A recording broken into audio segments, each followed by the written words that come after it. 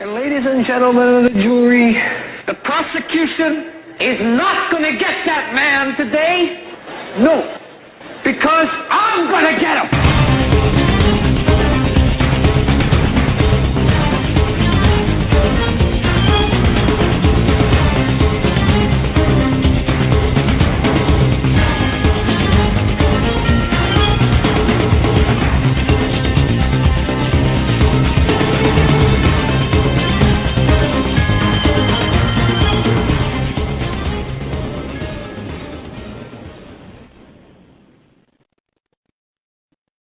For today, it's Wednesday, February 6, 2013. I'm Doug Hagmann. With me in studio is my son, my co-host of the Hagmann Report, Joe Hagmann. Together, we are the Hagmann Report. And folks, you're about to hear 3 hours of unbiased and uncensored news analysis and information that is important for all of us to know in these times in which we live. For those new to the program, we broadcast live each weeknight from 8 to 11 p.m. Eastern Time. You can find us at our home base, and that's HomelandSecurityUS.com. From there, we have links to the Christians United Broadcasting Network, and of course, our sister station, or sister colleagues to the north, CanadaFreePress.com. I want to say hello to them as well tonight. Joe, how you doing this evening? Fantastic. Feel a lot better than I did yesterday. Whatever was going on was some kind of stomach problem that fixed itself after the show. But I woke up feeling great and had a good day. Good. Got a lot done as far as research. Got a lot of reading a lot of comments according from your article, about your article that you wrote. Yeah. And you were on the Pete Santilli show today. Yeah, I believe, fantastic job. Thanks. I believe they have those on. I believe Pete Santilli, that show has archives to that show in case you missed it if you want to tune in. Yeah, they actually are rebroadcasting it right now. Wow. At last check, they were. Two places at one time, right? Yeah. All right. We have a lot of news to cover tonight, of course. The article that people have requested that I put up to be latest from the DHS Insider, and of course I did. And I feel like one of those, you know when you go to a gym, you see those punching bags hanging by a chain, chains from the ceiling, and it's like a long tube. Should I name the show "Don't Shoot the Messenger" Part 2? Well, whatever. Yeah, sure. I just feel like one of those punching bags today. But you know what? No, just to give people an idea of what you're talking about, just a simple one comment we saw. Well, if the source why didn't he take the binder out with him?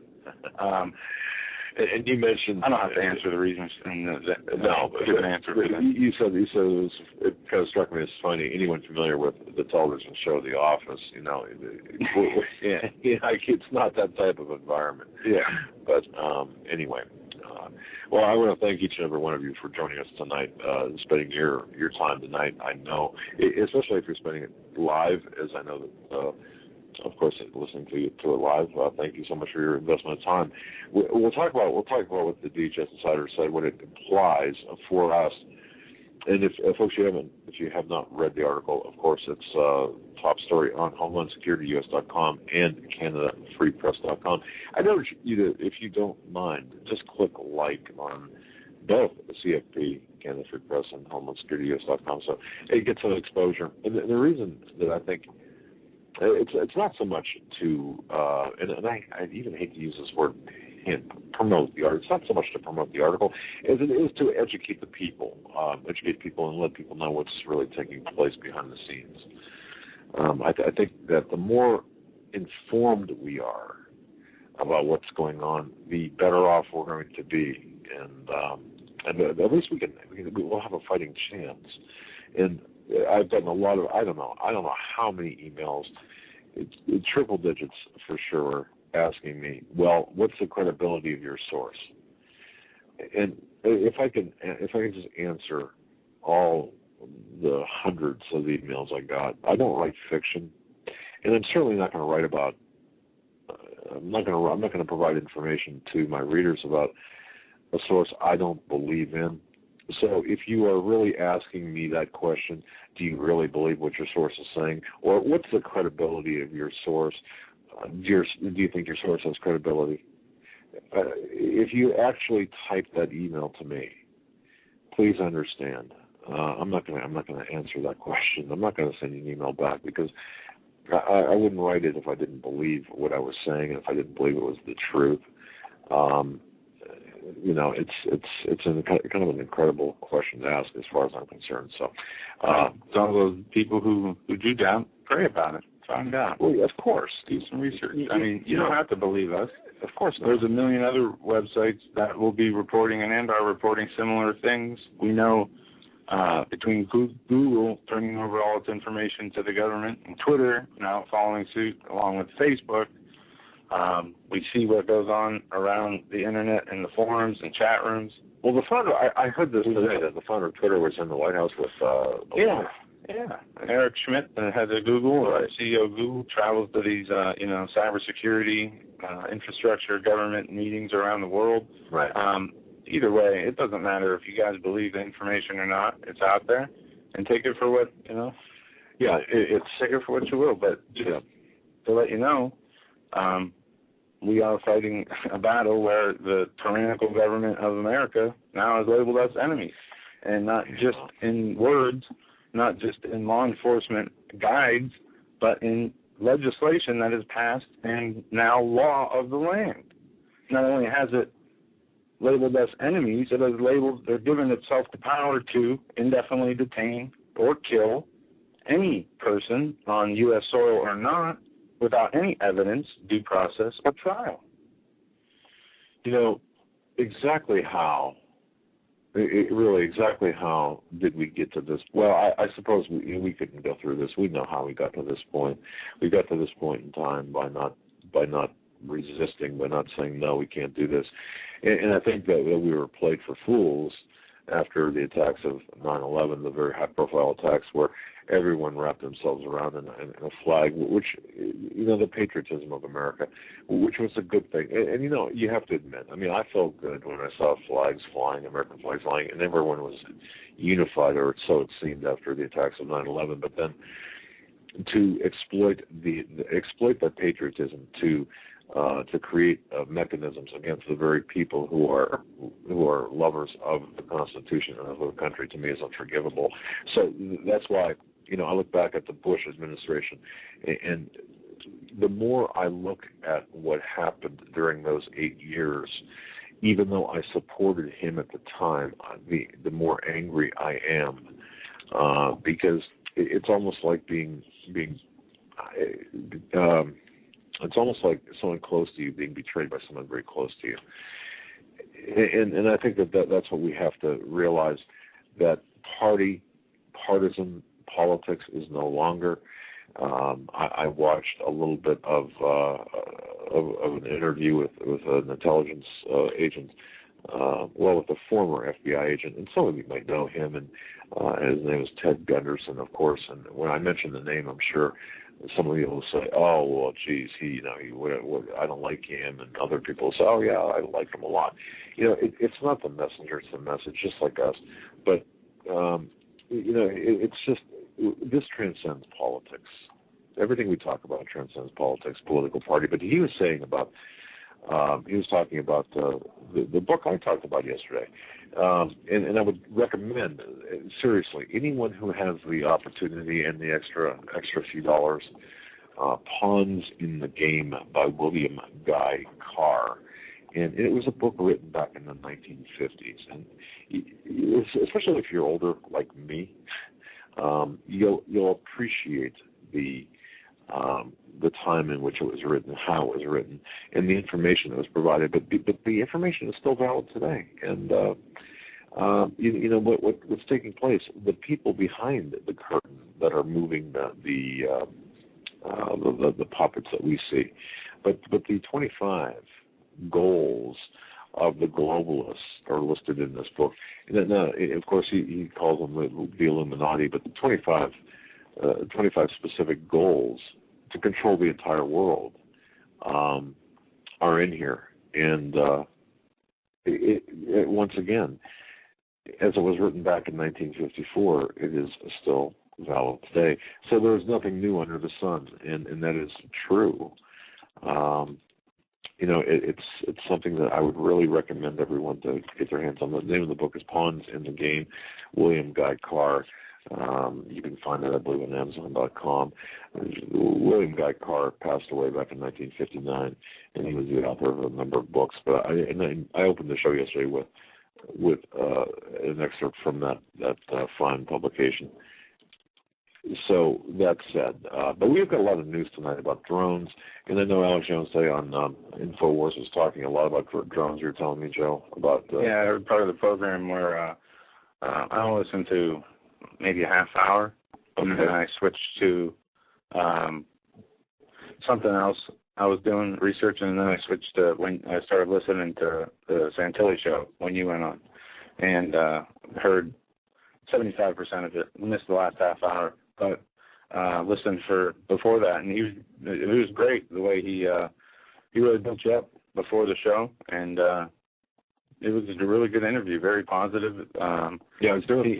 Before the show, I didn't really hear what he said before, but he was talking about how he's been reading your articles for a long time and how much he respected you, and he was very. Well, he said he was 8 years old and listening to Art Bell when I was on. I'm thinking, man, am I old or what? Talk about feeling like a dinosaur, But and I remember those times, and you know what? I do remember being on. I was on with Linda right before, or at the same time as Linda Moulton Howe was on, and it was one time I believe it was with Art Bell, and it was unexpected because I thought at the time that he was having guest hosts fill in, and I vaguely remember this. I don't know, as you get older, your memory goes. But yeah, I think I remember once you were on with him. Yeah, and I remember because I thought, wow, because you and I when you were in school, we used to turn on the radio in the very early morning hours before school and listen to him, and I'm thinking, and I remember thinking at the time being on, I'm thinking, wow, I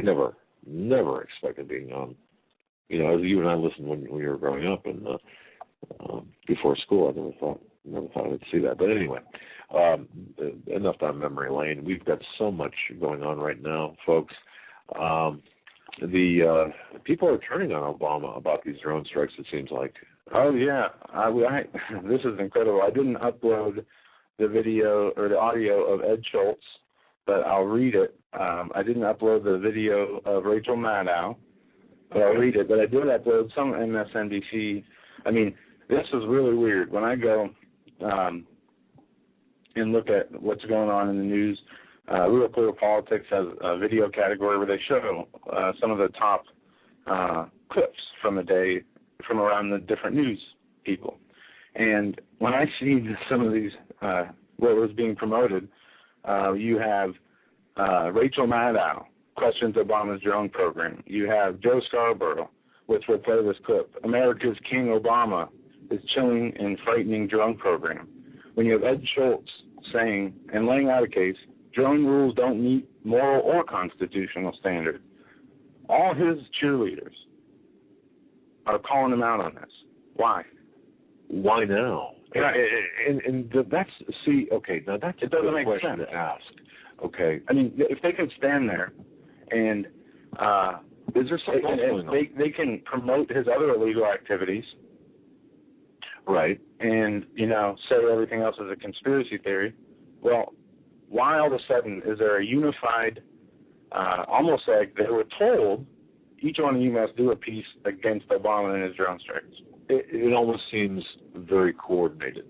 Now, this is where we look at the news media in this case and ask not what we're hearing, but why we're hearing what we're hearing, what's going on behind the scenes to cause this unity. And heretofore, they have been very pro-Obama regardless. And we've often said he could take and slaughter a goat on the front lawn of the White House or whatever, and they would stick up for him. However, this it seemed to cross some sort of line. Yes, and we're going to start with this. All right, this is a 3-minute clip of what Eric Holder said yesterday. And note note the battle lines. Or when you listen to this. Listen to this with the idea of watching or putting the battle lines, where they're forming and how they are forming, because that's the real important part of this. Well, there are a series of speeches that I gave, Jay Johnson gave, John Brennan gave, where we tried to lay out for the American people the considerations that go into the operations. And one of the things I want to make sure that everybody understands is that our primary concern is to keep the American people safe, but to do so in a way that's consistent with our laws and consistent with our values. We have as a basis for action that we take a congressional statute that allows us to operate against Al-Qaeda and associated entities, not only in Pakistan or not only in Afghanistan, but in other parts of the world. We say that we only take these kinds of actions when there's an imminent threat, when capture is not feasible, and when we are confident that we're doing so in a way that's consistent with federal and international law. I mean, as I said, I think we laid it out, I think, fairly well in those three speeches. Mr. Attorney General, you brought up the phrase imminent threat. Is that the same as an ongoing threat, or is there a difference between those two? Well, I mean, some of these things are fact-based, and I can't necessarily get into the weeds or kind of parse these things. You can't, I think, examine these terms without having a reference to the facts. And I'm not in a position in this environment, in a classified environment, I can get more specific, but I'm confident that the definitions that we have used and the explanations that, for instance, that I used in my Northwestern speech are accurate representations of the drivers, the facts. These memos, I mean, you were a driving force behind releasing the Bush administration's torture memos. Why aren't you a force for this? Well, I mean, we'll have to, look at this and see what it is we want to do with these memos. But you have to understand that we are talking about things that go into really kind of how we conduct our offensive operations against a clear and present danger to this nation. Classified setting, then? I'm not sure you could pass a background check. I'm just kidding. But that is a real concern, to reveal sources, potentially reveal sources and methods, and put at risk the very mechanisms that we use to try to keep the American people safe, which is our primary responsibility. The memo doesn't seem to be classified, though, right? It was marked confidential but not classified. Why not release that to the general public? And in that memo, it seems to be you say that an ongoing threat amounts to an imminent threat. So you said that you can only discuss that in a classified setting, but in this memo you're discussing the difference between those two. We're taking what sounds like an ongoing threat and saying that it's an imminent threat. Yeah, well, I mean, that's something we'd have to look into, what's exactly in the white paper. We'd have to look into that. All right, that was Eric Holder. Spouting off a lot of what Jay Carney said yesterday, pretty much that this is ethical, legal, moral, driven, it's not their will, it's their Lord's will, their overlord's will. I was going to say, well, you kind of threw me on that, but yeah. Their lords, right. Their overlords, well, whichever it is. So you've got, and really, when you think about this, I suspect that perhaps the most important story right now, looking at things from a national point of view, is the drone decision, not the blowback, although that's secondary, but the decision by the executive branch on the drone strikes. Now, why it's important is because there's a very small step between Anwar al-Awlaki and John Smith, Don't Tread on Me, the Gadsden flag flyer, with the Ron Paul bumper sticker on there. Now, you might think, well, no, that's really hogwash, but when you think about it, from a legal sense, they're both American citizens. By definition, they're both terrorists. One is engaging in Islamic terrorism, the other is engaging in perhaps terrorism, that fits the definition, the latest definition. So really, what's the legal difference between the two? Now, obviously, one will say that, or one could say that there's a big world of difference between the two, but then again, in a legal sense, the legal standard, I don't believe there is. So there you have it. But Joe, from the beginning of the program, when you mentioned the unified approach from the MSNBC, Ed Schultz. Ed Schultz says, I have to say, as an American citizen, we are all entitled to due process under the law. And this document gives the president the ability to act as a judge, jury, and executioner. I'm troubled by it.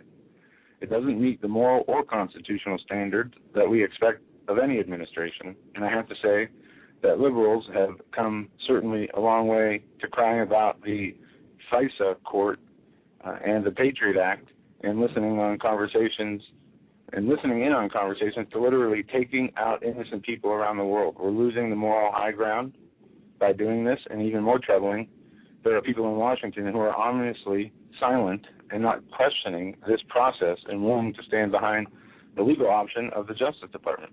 This President Obama's legacy right now, this is Obama's legacy right now, and it is dangerous. Okay, that's coming from Ed Schultz. No, I will say this. Once again, Ed Schultz could say it. God bless Ed Schultz for saying it. Although I don't really care for the means. If he means it. Well, of course, if he means it. But let's give him at this point the benefit of the doubt. And as much as I take issue with other progressives, whether they're whoever. Thank you for saying this. Maybe this could be an excuse. Oh yes, you're right. Obama. This is Obama. All you guys are right. We're going to bring all the drones home. We'll just use them here. But is there? And this brings up another point.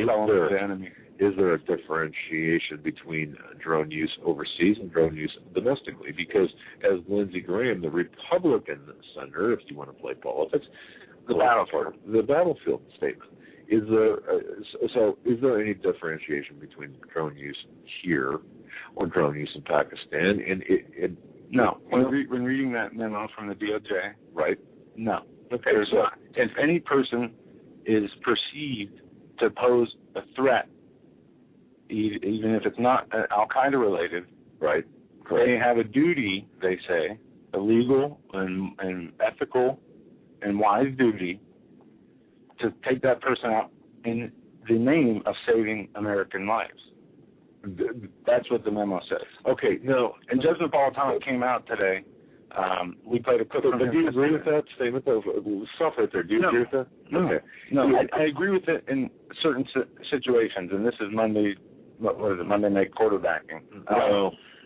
No, it wouldn't even be that. In Libya, when the consulate was under attack for 8 hours. Right. When 2 or 3 Navy SEALs and a Marine held off, 300 to 400 people with rocket launchers and machine guns that were assaulting their compound, which led to the deaths of those men at Stevens for 8 hours. That I understand where a drone strike could come in. Right. You don't drone strike, and Napolitano lays out a case. Wait. A lot before you even go in there. And his. Right, I understand that. But let's stop. Because here's what we're talking about. Here's the difference that we're talking about. We're talking about, let's put this in a context which everyone is familiar with. You're watching a police officer that's standing next to a bank or at a bank or whatever. You're at a bank with the police officer. You're both doing business. The guy at the teller's window takes a gun, shoots the teller, and says this bank is under, a holdup or whatever. The police officer shoots that man on the spot because he just was posing a threat to numerous people. That's a contemporaneous threat. Now let's just say that that would happen. That a drone, for example, would witness a contemporaneous threat against an American city, whether that be a truck heading for the Grand Central Station loaded with explosives, and it was still out, a county away, and there was no other way to stop that felony or that potential loss of life. So that would be a drone strike. We'll say that would it not be warranted, in your knowledge or in your view? Or let's say there was an atomic bomb, a terrorist transporting a small atomic bomb across the desert of New Mexico, and they were going to deploy it in Kansas City, and the only way to take it out safely would be a drone strike by hitting it in the desert. Where Now, strike against that, Joe. Would you agree that that would be okay? If there was provably a person with the capabilities about to carry out an attack on the U.S. Okay. That was provable. Right. But I think a judge should have to sign off on that. And if there's not time, in certain situations, there should be a panel of. Well, if you can get a panel, you should be able to decide. Well, regardless, but I'm saying there are very seldom a very narrow set of circumstances. Not like we're seeing with this just broad campaign, and the one excuse that we can go back and look at history on is the killing of one militant at a wedding, killing the whole wedding of hundreds of people. Well, okay, from that, now you're looking at a situation that does not have the urgency or immediacy that there's no threat to people because that person is engaged in a passive behavior that has nothing to do with terrorism. That is a sanction. By definition, that's a sanction. So what Obama is doing is actually sanctioning, and look that up from in the intelligence lexicon, to sanction someone. The Iger sanction, the movie, we talked about the killing of someone.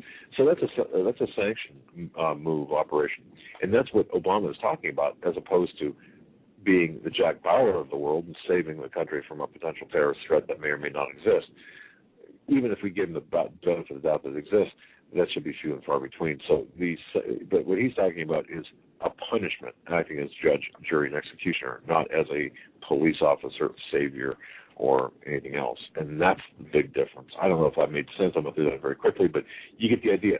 He's acting as the judge, jury, and executioner in a situation that has no immediate danger, no immediacy at all. Is that like a? I was playing with a quarter. Okay. Kids today, but you see what I'm talking about. No, yeah, I understand. But I think.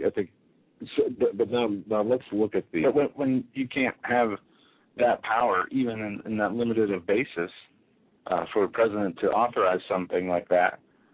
We have a lawless president. Right. No. Well, the power should really lie in the chief military leadership, the chief military brass. There should be a special chief military unit put together of people who have different strategies and ideas when it comes to warfare. So you know what I mean? Yeah, that doesn't have any political skin. People who have any obvious political skin in the game. People who do care about humans, as no matter what country they live in. How are you going to pass that test, or how are you going to? Yeah, that's a lot easier said.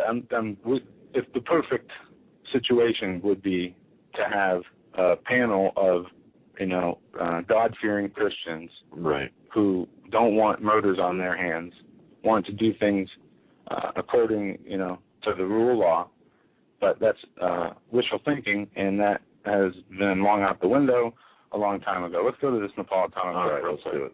And then we come back with more. The other stuff is just really white noise for people. A confidential Justice Department memo obtained by NBC News reveals that the U.S. government can order the killing of any American citizen believed to be associated with al-Qaeda. So Fox News senior judicial analyst Andrew Napolitano is here. Going to hear a lot of talk about this with the CIA confirmation hearings beginning for the new director-to-be, John Brennan, if he's confirmed. So your take on what we've been hearing about drones and the legality of them. Well, federal judges and ordinary citizens have been seeking the legal research on which the government has relied for its claimed authority that the president can kill Americans overseas if he believes that they are in imminent danger of harming the United States national security. And the government has resisted this in every forum, and in most forums it has succeeded in persuading federal judges this information can't be revealed because it'll violate national security secrets. Suddenly it shows up in an NBC newsroom earlier this week. It could only have come from a governmental source. So they really have made fools of the federal judges who've spent hours and days and weeks struggling over the laws involved here. The document itself is breathtaking and chilling in the cavalier way in which it suggests that the president, actually it doesn't even say the president, guys. It says any informed high-level U.S. government official can strip an American of his or her constitutional protections and order the killing of that American if the person is overseas, if it's difficult to arrest that person, and if it's likely they're going to harm national security. Not defined, right, who that official would be? No, it's not defined. Imminent is not defined. Danger is not defined. Right. This is the power claimed by kings and tyrants. This is about as un-American a power as one could imagine. This is in direct defiance of the Declaration of Independence, the Constitution, which guarantees due process, a jury trial, before the government can take your life or liberty. This is in defiance of federal law, of state laws, and of treaties to which the United States is a party. How does this move in the court system, you think? Well, How is it false? That's a very interesting question, Dagan. All this came about when the president dispatched drones to kill New Mexico-born, admitted al-Qaeda-affiliated Anwar al-Awlaki, New Mexico-born, an American citizen.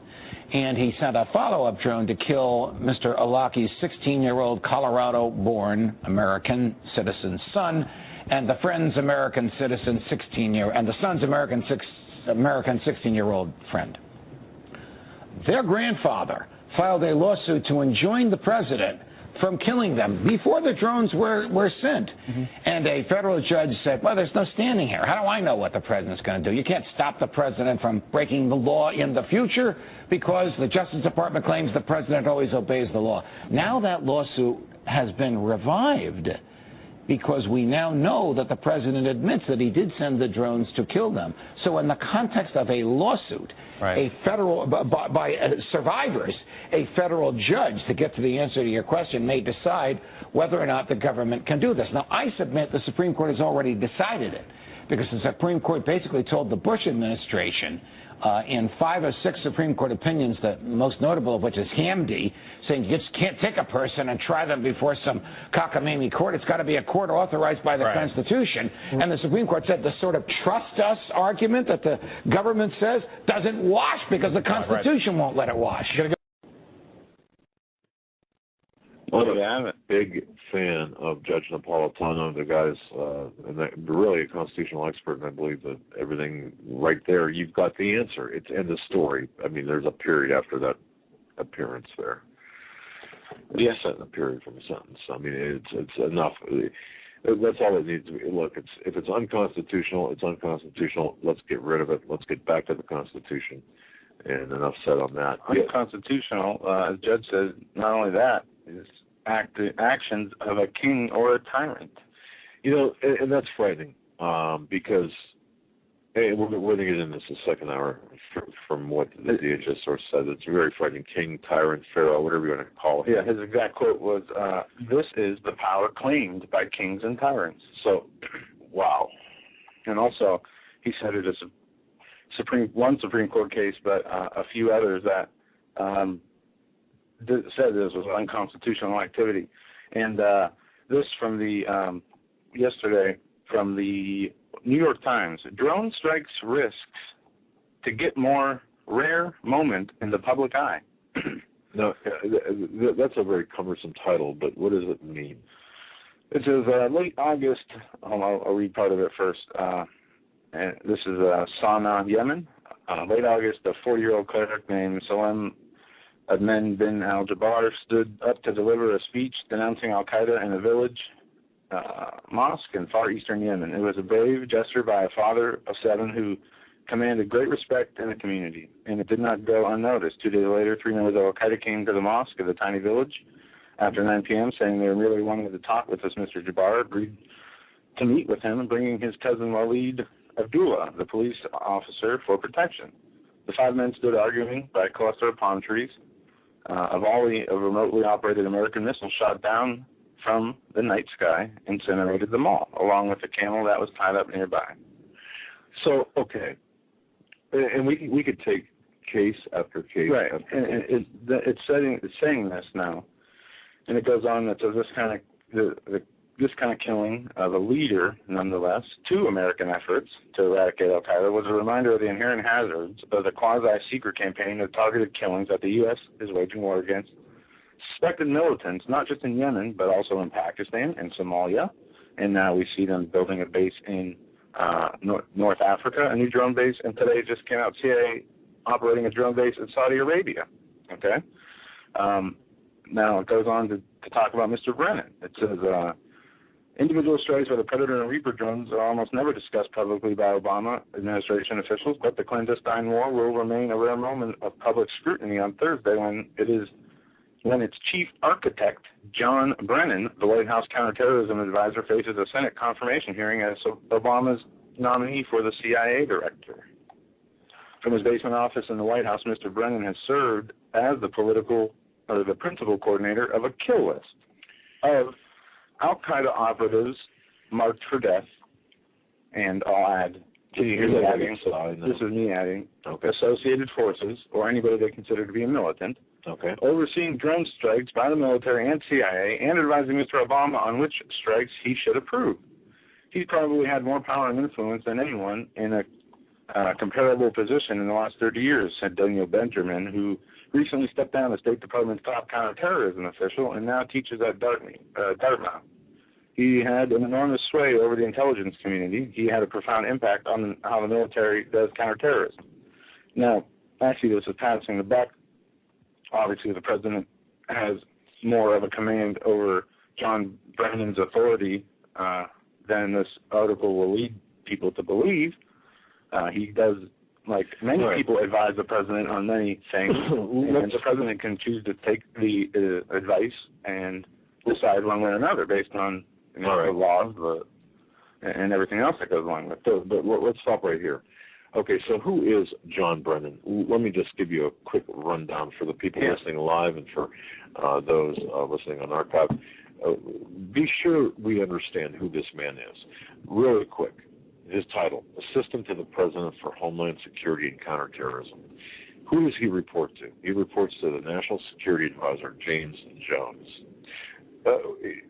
Department that handles similar issues as the Department of Homeland Security. So he's kind of like in the position he's in now, he's kind of a sister related to DHS. What are his duties? His duties are very simply to guard against natural disaster and terrorism. Just to be clear, those are his duties. Now, who is he? He graduated from Fordham back in 1977. That's in New York City. He earned a Juris Doctorate from the University of Texas at Austin.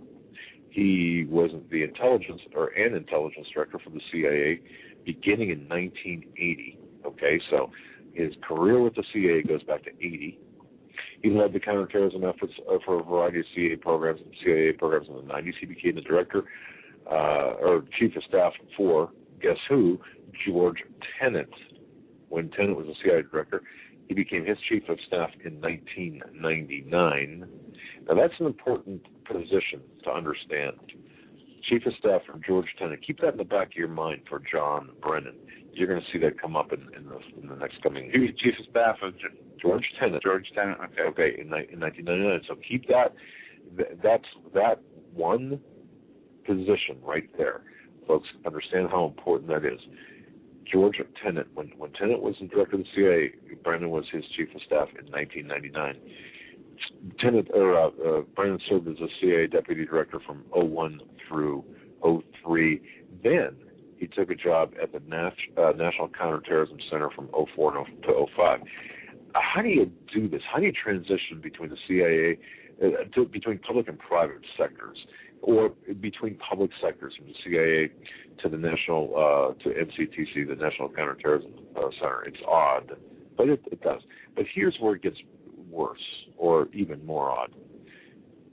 Just like Tenet's chief of staff in 99, 2005 to 2008, Brennan worked at the Analysis Corporation. So for 3 years, Brennan left the public service job after 25 years in or related to the CIA, including that stint under Tenet. He worked at the Analysis Corporation, which is his baby. Yep. Okay. Now, if you want to inject some humor here, in mid-09, Brennan effectively declared an end to the war on terror. Yeah. And we played the audio clips a few times on this show where he says we are not at war with Al-Qaeda, I think. I might be he might not have said Al-Qaeda, but he might have. He definitely said we're not at war with terror. Well, I could tell you, war on terror, basically what he said. It's ended pretty much. Well, he said that the United States would not seek to merely defeat Al-Qaeda and its allies, but integrate them into society through Napolitano and outreach. Oh, an outreach here. Are these the people that they're going to be recruiting to the State Department position? Maybe. We don't want to simply defeat Al-Qaeda. Brennan wants to address ignorance, poverty, repression. You know why? Because terrorist attacks are often the final murderous manifestation of a long process rooted in hopelessness, humiliation, and hatred. Now, I say that kind of, and I don't like doing voices or doing hyperbole, but see, here's the thing. You're going back to that social justice mentality, and wow. See, what Brendan was saying is, gee, the war on terror is really the war on poverty, and that's the wrong approach, because it's actually it's just, ladies and gentlemen, you see where that's coming from. That's just the wrong approach. But one thing Brennan did was he supported the Foreign Intelligence Surveillance Program during the Bush administration, extraordinary rendition, and enhanced interrogation techniques. This is something that is near and dear to Sean Hannity's heart, because Sean Hannity believes in all of those. Which, why do I pick on him? I don't really mean to pick on him, but just to kind of if you're out there talking with people who are listen to talk radio, you can kind of get an idea of where these people are coming from. So actually, Brennan was really pro enhanced interrogation techniques, waterboarding and such. Now, really quick, during the 2008 presidential campaign, Brennan changed his position, saying repeatedly that the Obama administration would never condone torture or use extrajudicial techniques against the enemy. So now he's changed his tune quite a bit, and that we have to, we do have to understand.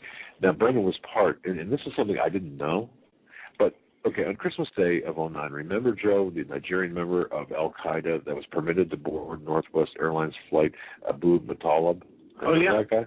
Yeah. Okay. This was the reason for the underwear bomber. Right. When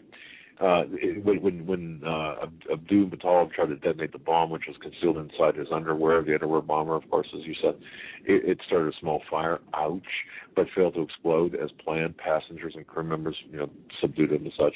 Now, in the aftermath of the attempted bombing, Brennan made clear that the Obama administration would treat the incident as a law enforcement matter instead of an act of terrorism. Okay, he announced that the perpetrator would be offered a plea agreement. See, now, I understand the law enforcement matter. I understand it. Do I agree with it? Well, that's not the issue, but I understand it. Why a plea agreement rather than treating it as what it would be like an act of war or an act of terrorism, if that is indeed what it was? My contention, and I think, Joe, after your research, our contention, and I think I'm safe in saying this, is that they went for the plea agreement in order to cover up the backstory behind Abu Muttalib's. Okay. Yeah. Kurt Haskell, a lawyer, and his wife were witnesses. Correct. And saw the man, a well-dressed Indian man, help.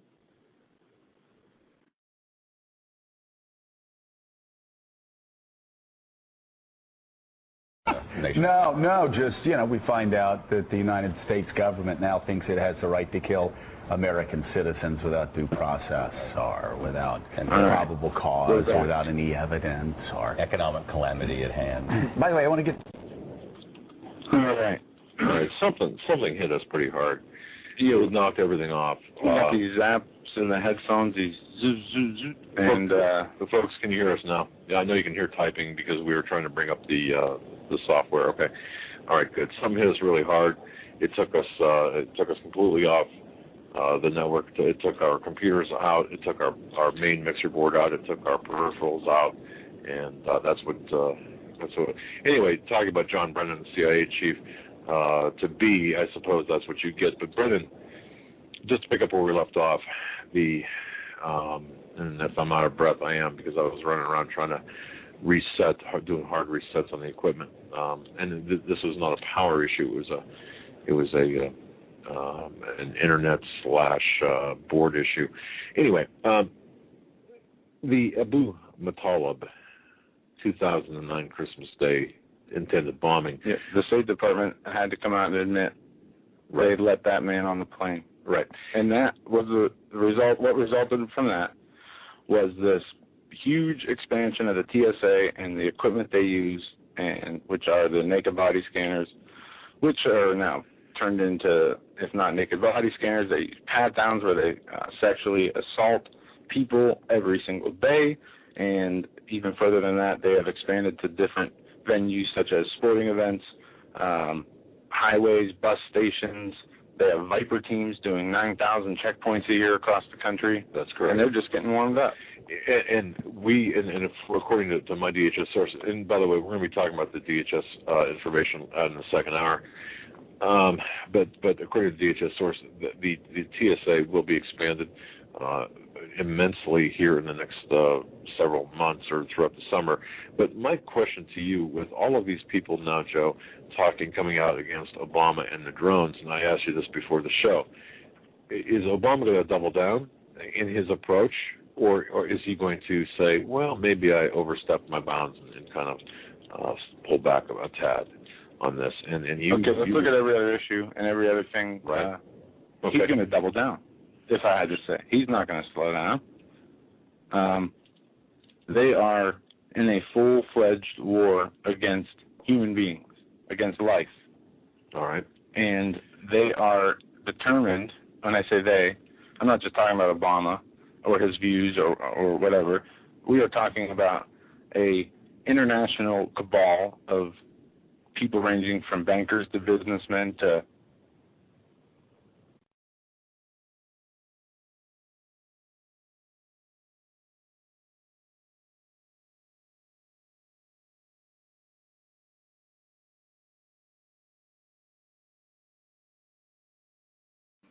all right, folks. Sorry about that. Appreciate your patience in this. We are getting hit multiple times here by getting knocked off the air, so we apologize. But where were we? We were talking about Muttalib and how the State Department let him on the plane to implement the body scanners and the expansion of the TSA. All right. What I'm going to do here, folks, if I'm just go ahead, Joe, and continue that. I'm going to switch to the other part line here. Okay. If you can, move your mic out of the way.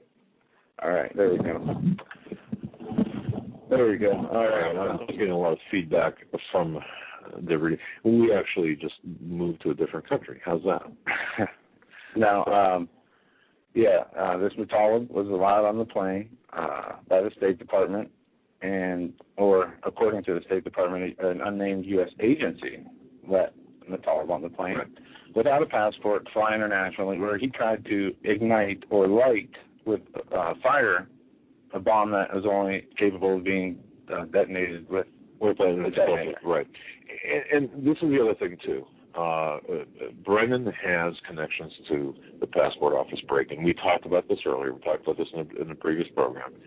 The Analysis Corporation, the employees there, had direct contact with or had engaged in this passport office break-in 3 different occasions back in 2008 while Obama was a candidate. Now, that said, what was done, it's my belief, based on research, that the passport records were cauterized, were cleansed, were changed.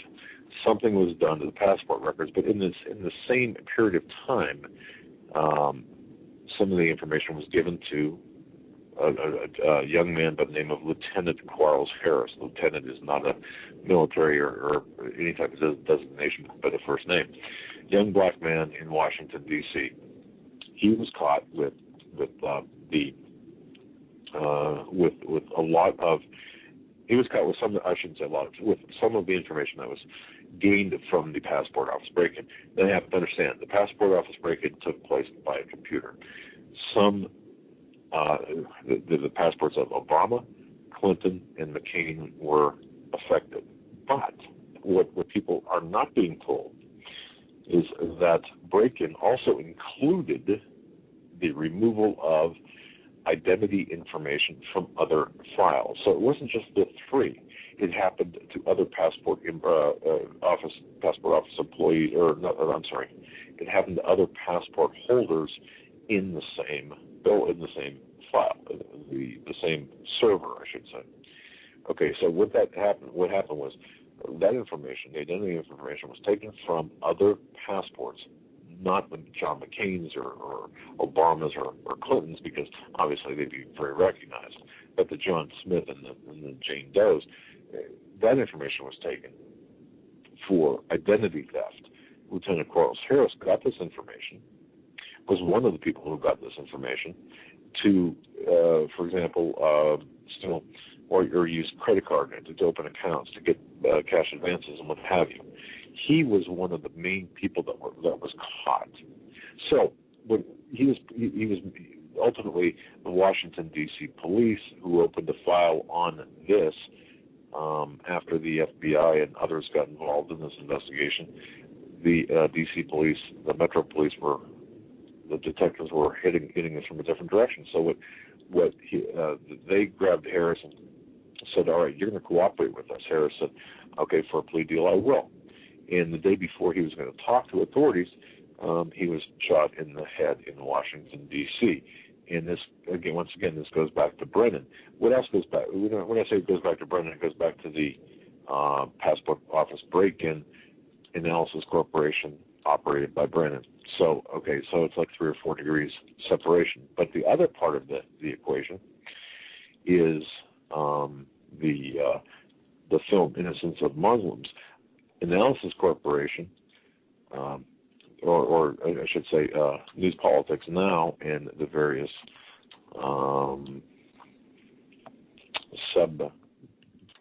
the various other parts of News Politics Now, which is a YouTube channel, shares the same IP address as the Analysis Corporation in Langley, Virginia, I'm sorry, which. So you can say, wait a minute, the Innocence of Muslims, this film that reportedly ignited the Middle East, has a connection to the same server used by Analysis Corporation that was used to break into the passport office that is connected to John Brennan. Right. We're going back to... Which really, it makes your head spin. Yeah. We're going back to, was he elected or nominated for the CIA position or promised to be able to continue serving in a higher government office as long as, he did these favors? Is that the reason he's there? That's a question we need to ask. Right. So I didn't want to go off on a rabbit trail here, but look, I think that we need to be connecting these dots because Brennan has not been... Right, he's not been honest, and we got to dig more into him. And folks, just to let you know, somebody mentioned play a commercial or play something when we're off air. We lost all control of the ability to put anybody on or off air or play anything because whatever's going on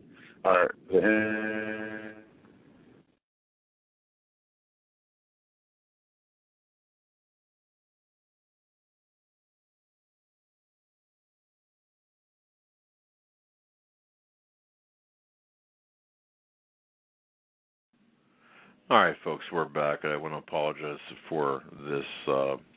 Once again, it seems like an amateur hour, but it's not. It's we are, in fact, we've drawn the ire, apparently, of people with respect to what we've written, what we're talking about, and I've talked to others during the course of the day who have said that this would be taking place. So we apologize for this, but just hang with us. We're going to get this thing taken care of right quick.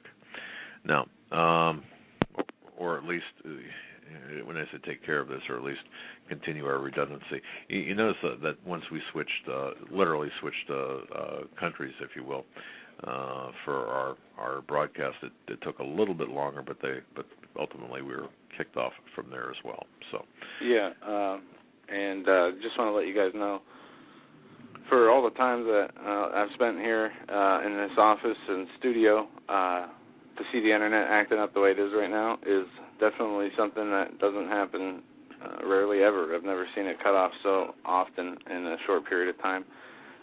So we'll just pray about it, but we're going to go to a commercial break. We reached the end of the first hour, and we haven't even gotten into a lot of the important news. The DHS insider, Obama's cyber warriors, and preparing for the collapse.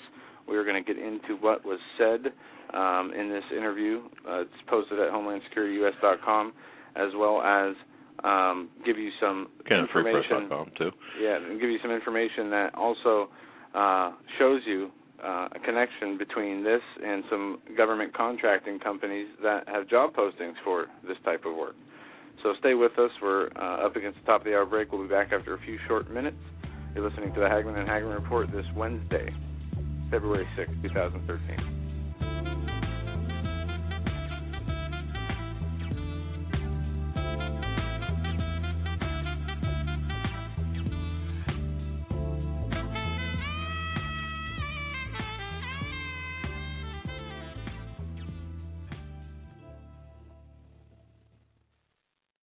Hi folks, Doug Hagmann here. You might know me as the co-host from the Hagmann and Hagmann Report, or as a frequent guest on Coast to Coast AM with George Norrie. If you're like me, you're tired and confused over today's headlines. You just don't know where to turn for accurate, concise information about really what's going on, what's truly going on in today's society. If you don't know where to turn for accurate, well-researched, and properly vetted news, I've got a suggestion. In fact, it's a requirement. Bookmark Canada Free Press. That's CanadaFreePress.com on the internet.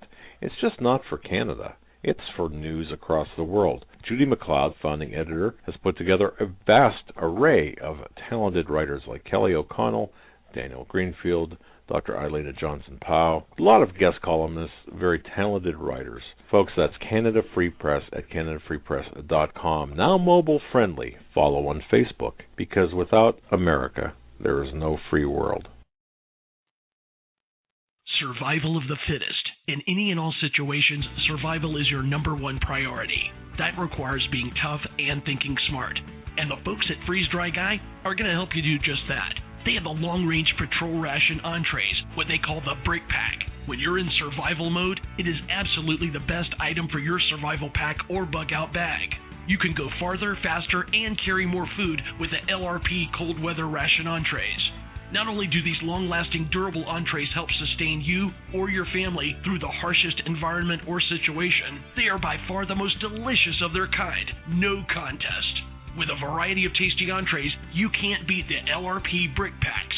Let Freeze Dry Guy help you in your survival situations. Go to freezedryguy.com. That's freezedryguy.com. Or call 866-404-3663. That's 866-404-FOOD.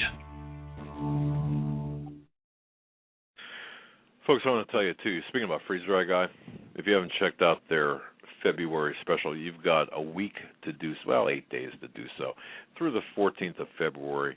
Two great items for your grab-and-go bag. You've got chicken with rice, long-range patrol ration entrees, 100% freeze-dried foods, USA manufactured, only the finest ingredients, and also, and I've got to try these, man, real ice cream, no refrigeration required. It's an ice cream dessert. You can eat it dry. It's supposedly very delicious. One case. Normally $200, $159 for Hagmann and Hagmann listeners. Check out the Freeze Dry Guy. That's freezedryguy.com. Go to HomelandSecurityUS.com. Click on the Freeze Dry Guy link, and it'll take you right to his website. Also, folks, if you haven't done so, you've got to check out Granlund Firearms. It's GranlundofFirearms.com.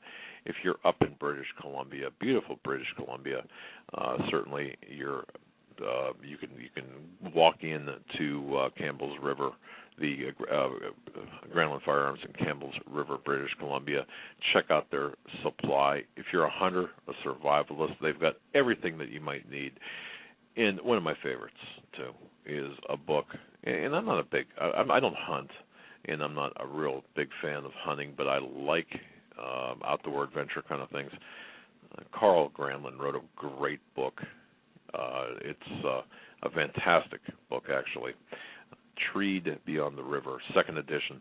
They've got a bunch of new hunting stories and pictures. It's about cougar hunting on the Vancouver Island. Again, that's by Carl Granlund. But do me a favor. Click on the link. Visit their website if you can't visit them in person. Sign their guest book. Tell them Doug and Joe Hagmann sent you, and take a look at their inventory, their news items. They're changing their website around quite a bit and making a lot of good additions. So that's GranlundFirearms.com. Tell them Doug and Joe Hagmann sent you.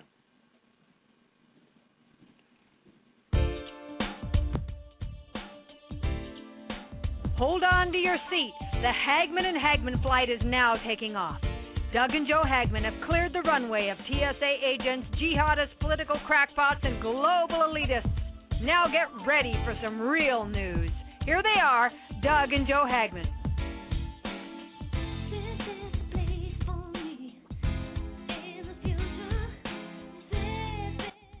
And welcome back, ladies and gentlemen, to hour number 2 of this Wednesday, February 6, 2013 edition of the Hagmann and Hagmann Report.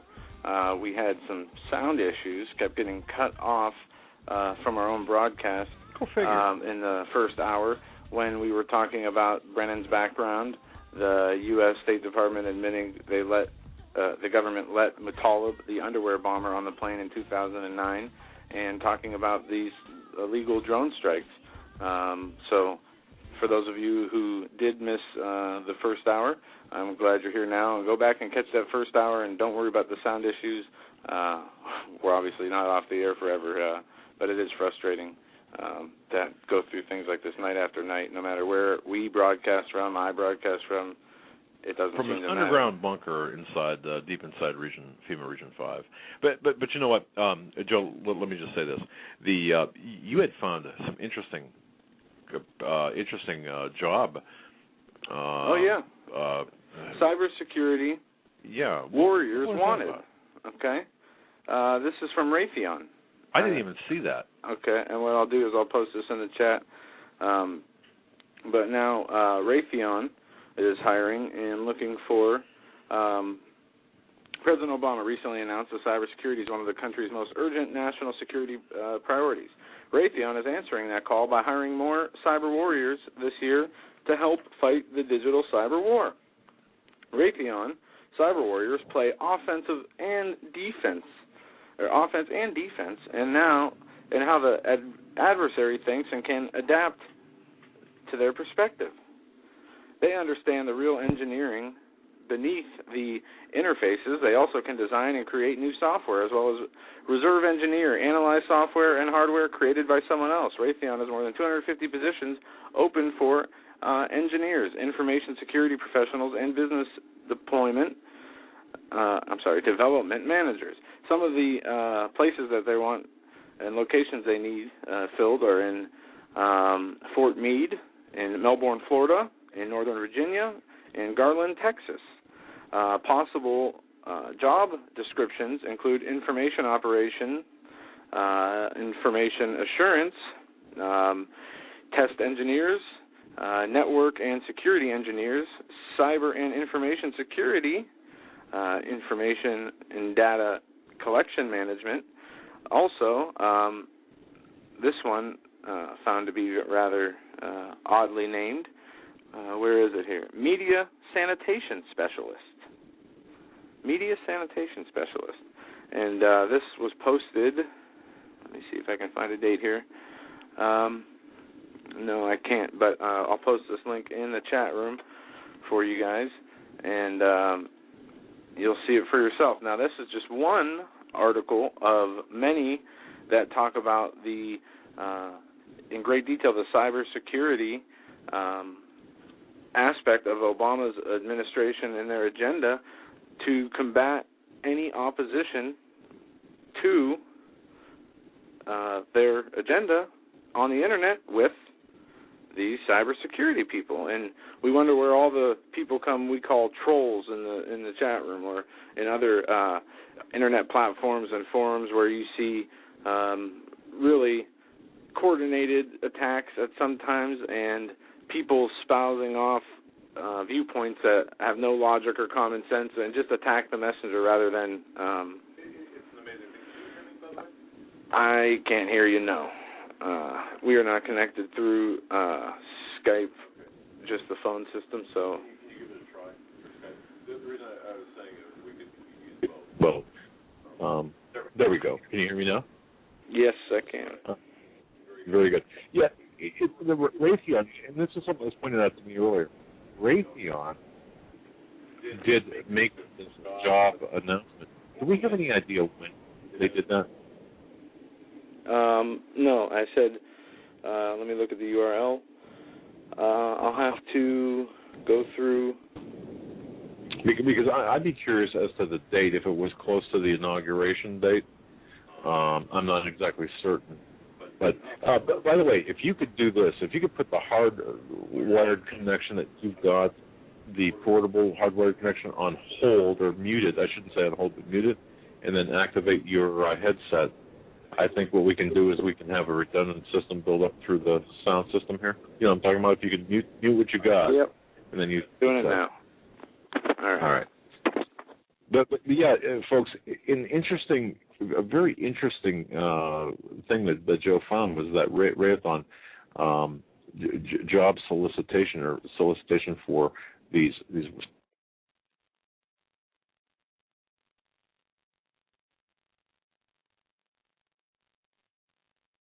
All right. You just sorry about that. But for cyber warriors. A very interesting job solicitation. So what I'm thinking here is, could it be that Raytheon is actually operating as perhaps like a I don't know, what would you call it, like a go-between? Yeah. For this. And this is not including what we have under the umbrella of the Department of Homeland Security. No, of course not. So this could be a larger program than what we're talking about. And just so people are clear on this, we're talking about the article that appeared on CanadaFreePress.com and HomelandSecurityUS.com. And folks, I'd urge everyone, please, just share it on Facebook and also like it on CFP, Facebook-wise, and also on HomelandSecurityUS.com to increase the exposure, for nothing else. But 3,575. You heard me talk about this initially when Steve Quayle was on with Greg Evenson, and also this week. But what we've got is what my source saw was a white binder with the Obama logo on the front, with the subheading. Was it wrapped in an Obama flag? Yeah, really. It's you have to kind of chuckle at some of these things because otherwise you'll end up crying. But it had, and the truth will set you free, or the truth will set you free as a subheading. And motivational quotes within the pages of the book, and a listing of all of the websites, or not all, a lot of websites that are conservative or Christian, and you just can't make this up. I mean, really, you cannot make this up. And so we have over 3,500 people, almost 3,600 people who are engaged. And by the way, if each one of those people, Joe, had like 10 aliases, that's like 35,000. I know it's a lot. I mean, it would be exponentially more, obviously. I have a Facebook account. 3,500. That differs from my real name, and it was for private investigation work. A lot of people put things on Facebook, pictures on Facebook, right, open to the public, where they are better off leaving off, especially when you're involved in certain criminal cases or court cases. Right. That people post. I mean, it's the most ridiculous thing. Just to give you an example. So somebody will just say a domestic case, a husband and wife, which is not something we work normally. This is an example, not a real story. But the guy, wife hires us, says her husband's cheating, he denies it, and he posts a picture of himself out with his girlfriend on Facebook. And people do that all the time. And they, I don't know if it's hubris or I can get away with it, the thought process or whatever it is. But there's a tendency, and I'm wondering too if this is not something that's been cultivated among today's generation, but a tendency for people to put more about themselves online than they would normally do face to face. Do you think? I mean, I don't know. Is the feeling or appearance of distance because you're talking to a machine or you're typing into a computer? Could that be something that people have less, they're less inhibited about? But anyway, the thing that really got to me is this: we're entering into a perfect storm here. And I said this on the Santilli program, and folks, if you go to I think the link is off of our front page to the program today. If you go to that program, what I talked about is pretty much what Joe and I have been talking about for the last couple of days. This perfect storm, economic collapse followed by or in conjunction with this social chaos, this racial chaos which is being fomented. I'm going to say this. I don't know if you can hear it. The wind noise? Right. It's what almost you know what? It's Are we outside? No, but it's almost like somebody has an open line, if you will. I don't know if our listeners can hear it, but what are we going to do? And I'm muted over here. Yeah, I'm muted here. So. Well, at least there's a machine gun fire like the other night. Yeah. Anyway. But the purpose of these particular cyber warriors is to infiltrate web forums, collect screen names, avatars, and posters, taglines, in an attempt to resolve the actual identities with the posters. And that is something that's a little bit disturbing when you think about it. But you know what? We're beyond that. We're beyond the pale here. I think we've pretty much. If you're online, you're not anonymous. You're known. Okay, so even if you're using proxies, they've got certainly ways to identify you. But once again, we're talking about an economic collapse, and people. And I addressed this on the Santilli show today. When are things going to happen? Well, we don't know. Plans change. The objectives don't, but plans change, and they're very fluid. So the only thing we can say is just keep your eyes open, and the more people that become aware of the plans, the more difficult it is for these people to really carry out their duties without molestation. And I think we can buy some time, and if we can buy some time, we can help some people and save some souls in the meantime, perhaps, or at least guide them in the right direction. Now that's what I wanted to say on the DHS contact. But the last thing I wanted to say is, the last thing is, there was a talk. Once again, I mentioned this with Steve Quayle. Joe and I talked about it. The program with Steve Quayle's financial source, known only as V. That's a very important program that did cause a stir at DHS, and I think we really should go through that program once again, because I think that there's a lot of information in that program that would be very worth it. So to go back over, and I think one of the things that he said was the European markets, Joe. Yeah. Was it the Japanese yen? I think at Japanese. the time. He listed a series of events, I think, in chronological order, the way he reported on it. And now the wind sound is gone. Thank goodness. Yeah. We're going to have to go back through that interview. I'm going to have to go back through that interview. And I believe it was July 11th, 2013, and that's available through our archives. If you go to the July 11th, January 11th. January 11th. Yeah. Just go to the right-hand side of our homepage, click on the RSS feed, and there you will have the entire listing of all our programs from 2011. A couple other news pieces I want to hit before I play this Joe Scarborough clip, and we're going to go to phone calls and some other things for the rest of the show. But this from the Independent UK. It's just amazing how LIBOR fixing can make you that much money. Traders gleefully admitting rate fixing was a cartel. RBS traders gleefully admitted LIBOR setting had become a cartel as another raft, it says raft, of damning emails. I think they mean draft. No, raft. Yeah, okay. That's fine. Of damning emails, the reputation of the industry gave it the industry a fresh beating today. Senior Is that yen the UK? traders, yes. All right. Senior yen traders said the practice was getting sick or nuts. And in August 2007, one said, "It's just amazing how LIBOR fixing can make you that much money." Another exchange in December 2007 had one trader complaining about his high LIBOR, LIBOR-esque, keep ours low if possible, and threatening to send the boys around to rival banks.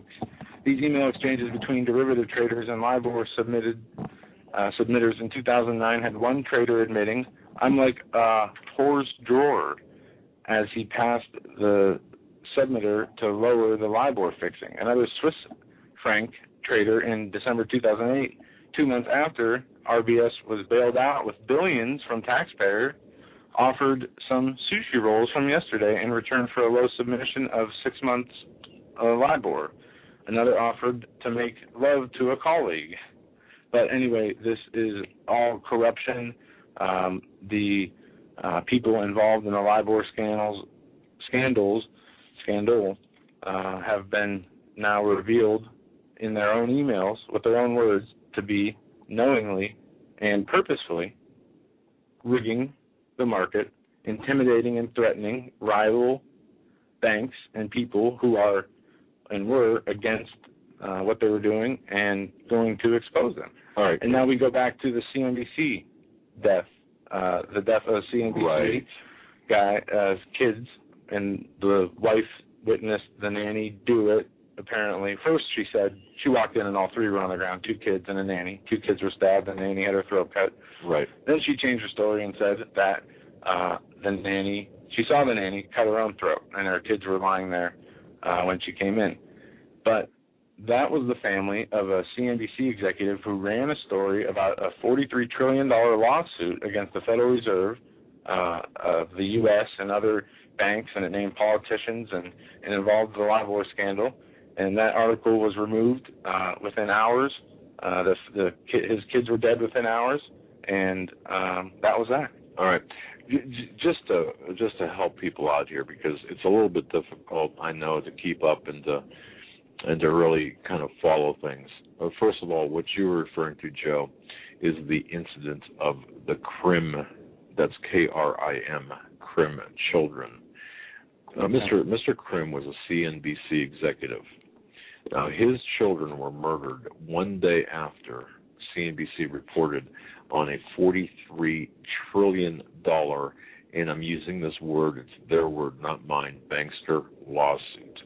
Now, according to the police, the nanny stabbed herself upon the mother's arrival. Okay. Cut her own throat. Right. Now, you can, folks, if you want to do the research on this, you can do it yourself. And our hearts go out to the victims of all this violence. But the Krim children were the children of this CNBC executive who was responsible for putting up the $43 trillion bankster lawsuit involving the Spire Law Group. They were the plaintiffs. Now, that's what you were talking about. Now, let's go back just really quick to make sure everyone's on board with this. What's LIBOR, and why should you care? Well, LIBOR is the London Interbank Offered Rate.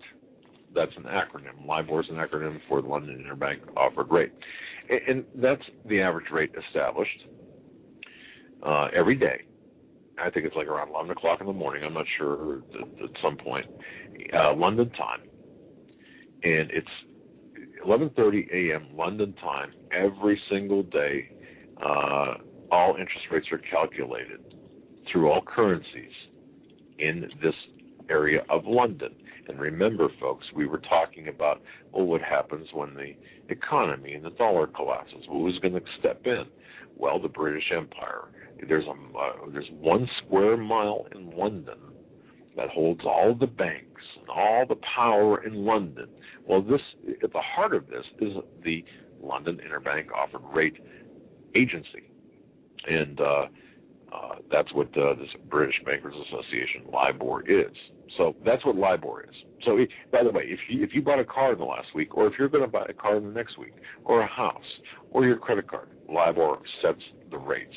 Now, the big scandal was the manipulation of the rates so the banksters, if you will, could make more money on people like you and I. And that blew up, and people were talking, and in part because of the WikiLeaks scandal, it came to pass. So when people mention, well, LIBOR scandal, now you know what it is. LIBOR, it's the London interbank offered rate. It's out of London, 11:30 every day. It's set 11:30 London time. It's set, and it sets interest rates around the world. And then the murder of the Krim children was responsible, or that happened as a result of the CNBC executive putting up the scandal or the lawsuit. $43 trillion lawsuit. That's correct. So that's how that removed right away. Yeah. Which was removed, right? That's correct. And, all right. Yeah, I just wanted to get that clear. All right. What we're going to do here is hit a couple pieces of news, play this audio, then take your calls for the rest of this hour, and go on to your calls and news for the third and final hour. All right. This, I don't know if you read it. I sent it to you. I did. But Obama gives foreign corps new police powers in the United States. And we need, Joe, this is one of the most important things I think you've sent to me ever. A little discussed executive order from President Obama is giving foreign cops new police powers in the United States by exempting them from such compliance with the Freedom of Information Act is raising an alarm among contenders who say Interpol already had most of the same privileges as diplomats. At David Horowitz's newsreel, Michael Van der Galen said the issue is Obama's expansion of President Ronald Reagan's order from 1983 originally granted those diplomatic privileges. Okay, now stop right there, because what Reagan did was very simply gave Interpol the ability to it actually opened the interface between our domestic police agencies and Interpol, which is the international police agencies. Okay, and it at the time Reagan did this back in '83, those diplomatic privileges came with a certain number of very limited powers. So Reagan didn't just give carte blanche.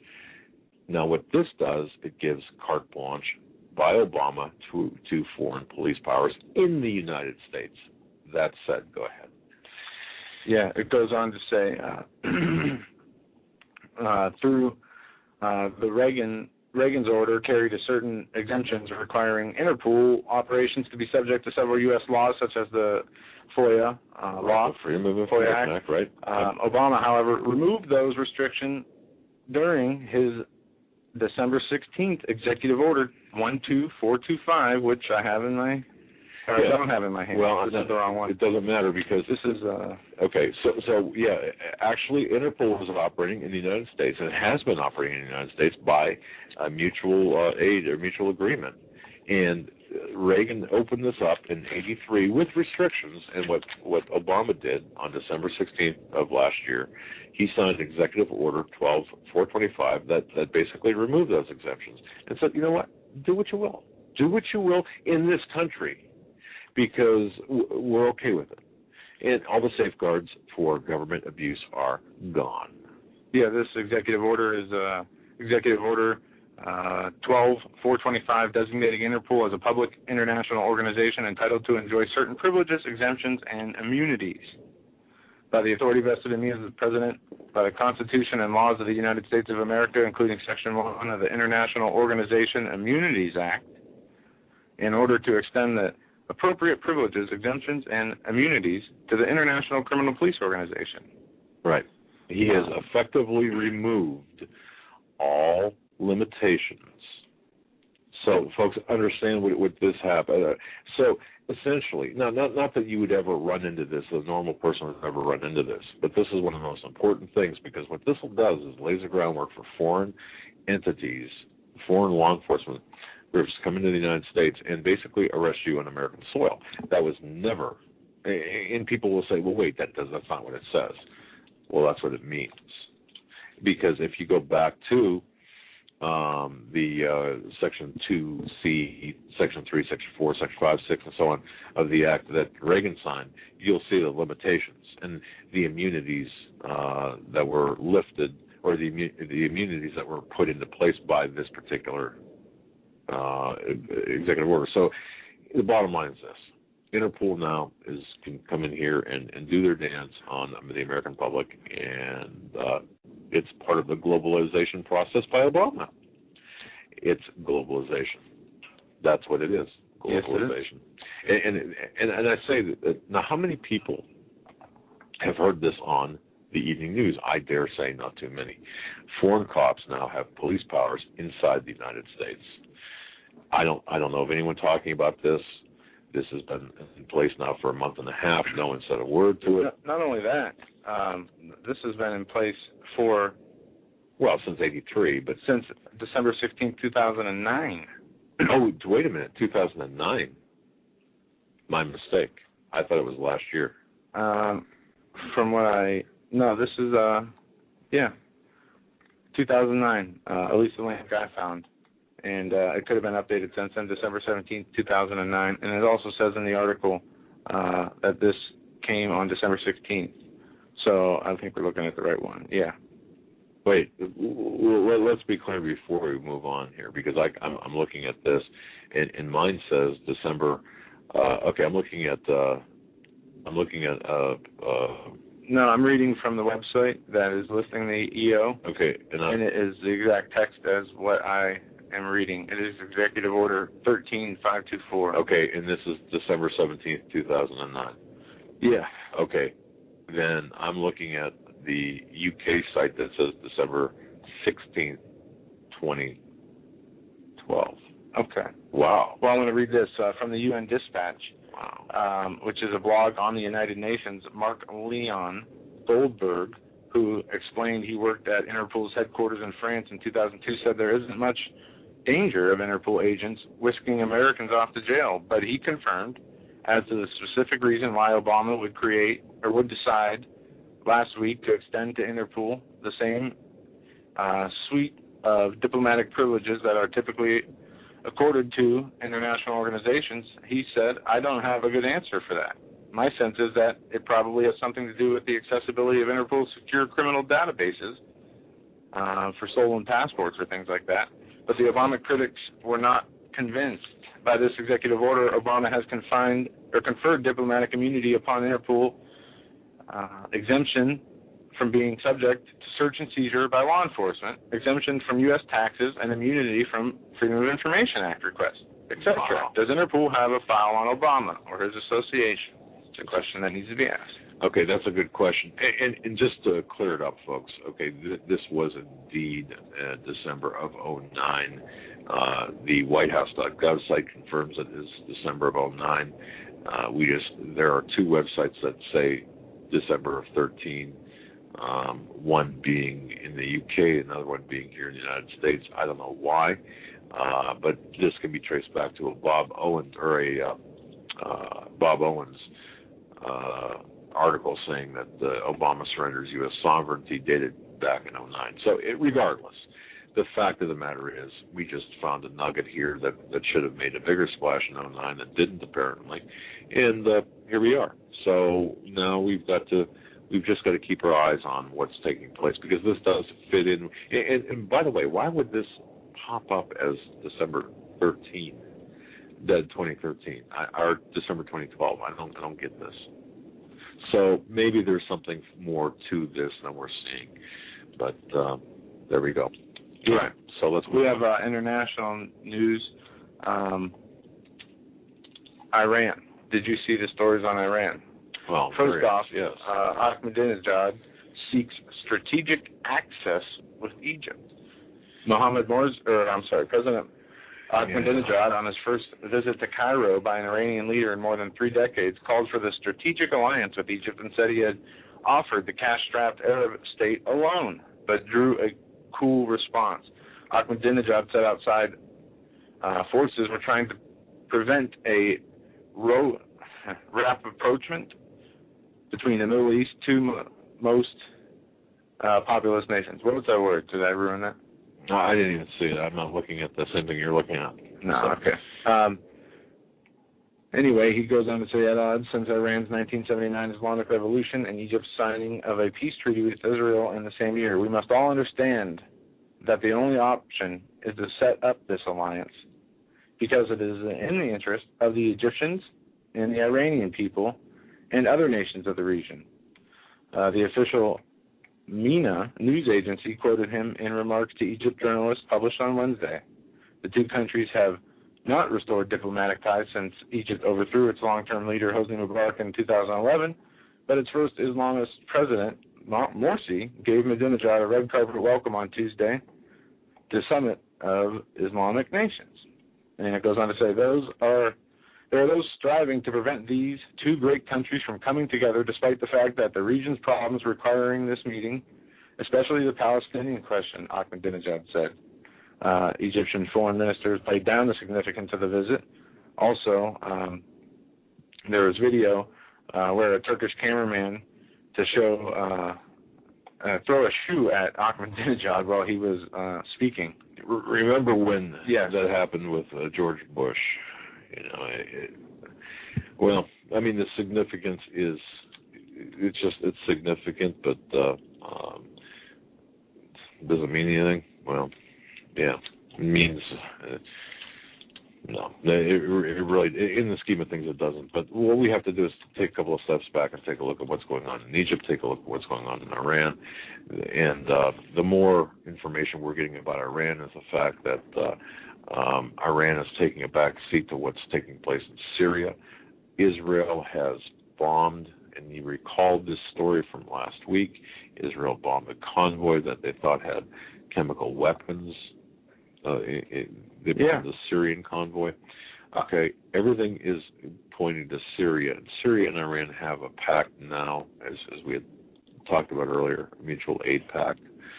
And what we need to be looking at are the countries in the Middle East that are not being messed with Western influences, which are not in revolution. Saudi Arabia, Jordan, Turkey. Why? Because, and this is important, because Saudi Arabia is, and if you haven't heard this before, remember everything that's going on in the Middle East, Arab Spring, Tunisia revolt, Egypt, to Libya. This is all Saudi architecture. The Saudi Arabians are. This is a Saudi. This is the Saudi game plan here. They are using American military assets and American goodwill in the blood of our men and women in the Middle East to advance their agenda. Why? Well, it goes back to Desert Storm. It goes back to the first Gulf War. What happened to the Saudi oil wells in Kuwait and other places? The Saudi-owned and operated oil wells, they were damaged. And what has happened is it has limited their lifespan. So Saudi Arabia is looking for oil. And when you look at Libya, if you study Libya, where is the most oil in Libya located? Libya is almost two countries. If you would split it down the middle, up and down, north and south, okay, the west has much less oil than the east. Benghazi is located in the east. The oil wells that the Saudis are interested in are located in East Libya. This is a play for oil by the Saudis, in part. I mean, this is part of it. It's not the whole thing, but it's part of it. A lot of the oil is going to, or a lot of the oil wells are going to Saudi Arabia. So we are doing the bidding for Saudi Arabia. Benghazi is not just about arms shipments. It's about the agenda of Saudi Arabia. It's about the oil. It's about the energy. And Russia's upset, the way they're upset, is not just about the upsetting, taking Assad out of the picture. It's about the free flow of oil from Russia, to and from Russia. And that's what we have to look at in Turkey. And so this is the controlling of the resources, the shaping of the globalization. So they do need strongholds there. They do need regions over there. Obviously, these regions are more closely allied with the the military-industrial complex, New World Order, whatever you call it. Very much, because we see their power to overthrow nations. I mean, huge nations. Egypt is a big nation. Syria. I mean, these were strong nations, but they had, they were overthrown by not people of their own country, but these apparent anti-American Islamists, radical jihadists that have been moved, funded by the U.S. and British, and moved from country to country for each revolution. Right. Now, folks, if you want to know kind of how things, and this is so important, I really believe this, if you remember that statement, there's nothing new under the sun.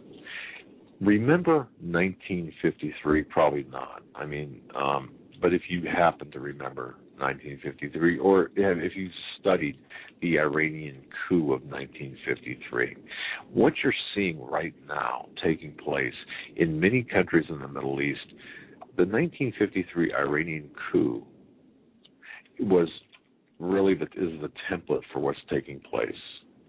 The head of Iran, the democratically elected head of Iran, the prime minister, Mossadegh, was overthrown in a coup attempt that was orchestrated by the CIA, via,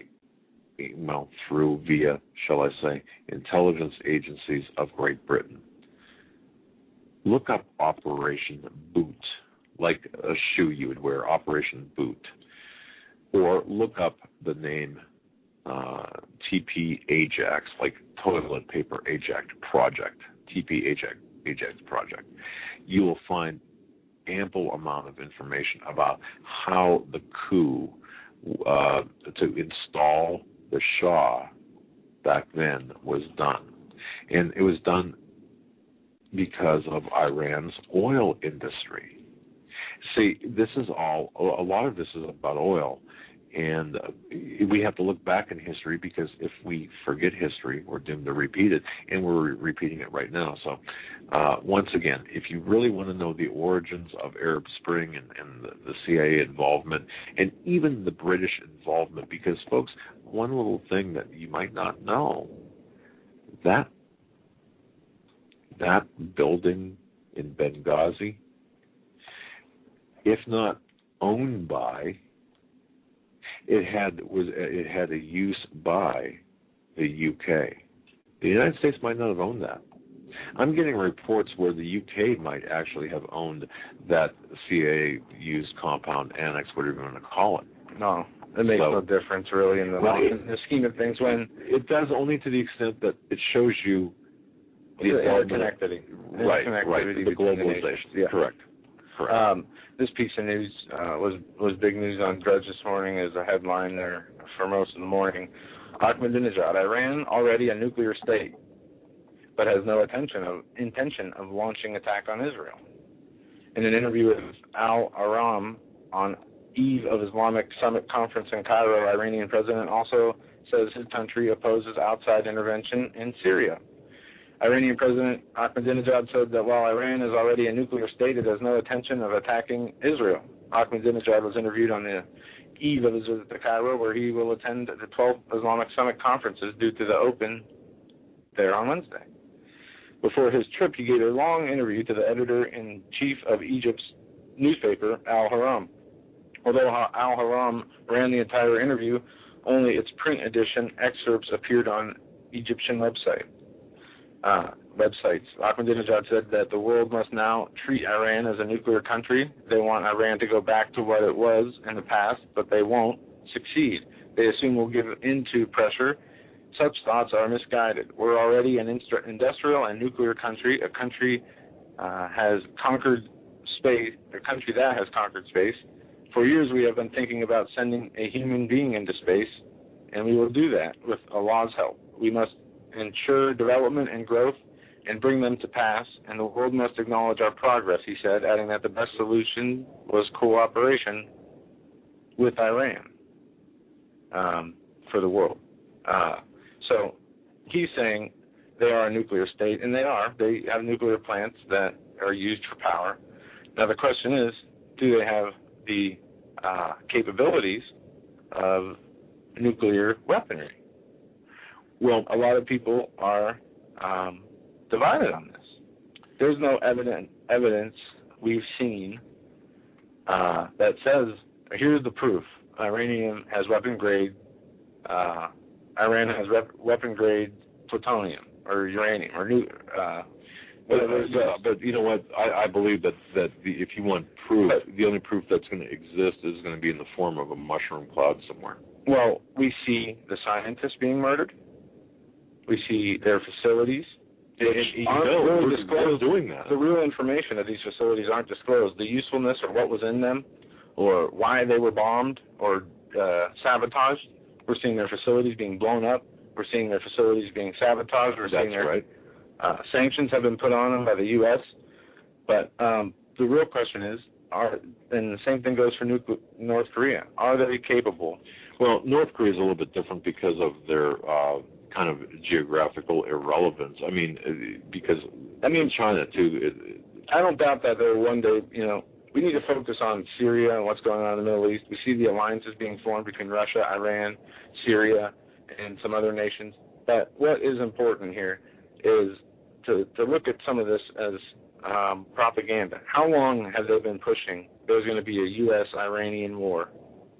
But even and how long has this nuclear talk been going on? Right, and for years. And exactly.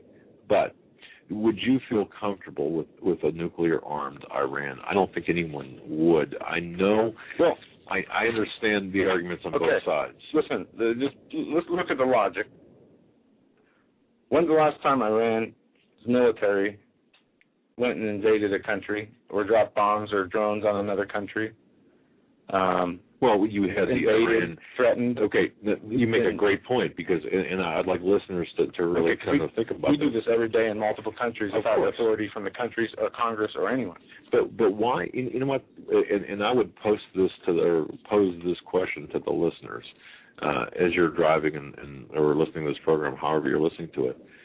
Think about this: America took out Iraq as part of a larger military initiative. My question is, why did we take out Iraq, especially when they were keeping Iran busy? Why Iraq? Especially when they were keeping Iran busy. Yes, I said it twice. And I could play the clips of George Bush being asked after launching the Iraq invasion, well, what did Iraq have to do with 9/11? Nothing. Right. Now, and people, and this is something, and folks, let me just really say that I apologize for my initial stance in this, because my thinking has evolved with through research and investigation and asking questions. But remember Salman Pak? I don't know how many people have heard of that location in Iraq. Salman Pak, Salmanpak, was a city was a location in Iraq that had a mock-up of a 747 or maybe a 737, where there were training exercises being held there. Okay, now that was one of the reasons why we, in addition to, of course, that almost unforgettable picture of Colin Powell holding that little vial of what he said was anthrax in the United Nations and the weapons of mass destruction. Did Iraq have WMDs? Yes, there were WMDs that were actually moved into the Bekaa Valley in Syria. But even that and the existence of Salman Pak certainly did not warrant an assault against Iraq. My question, in the larger sense, is: did we take out Iraq to empower or embolden Iran and allow them to advance their nuclear capabilities? And why did we allow the Pakistani godfather of the nuclear bomb, who, by the way, is a hero of Pakistan. Why did we allow him to continue his operations directly in front of the CIA, right in front of the CIA's nose?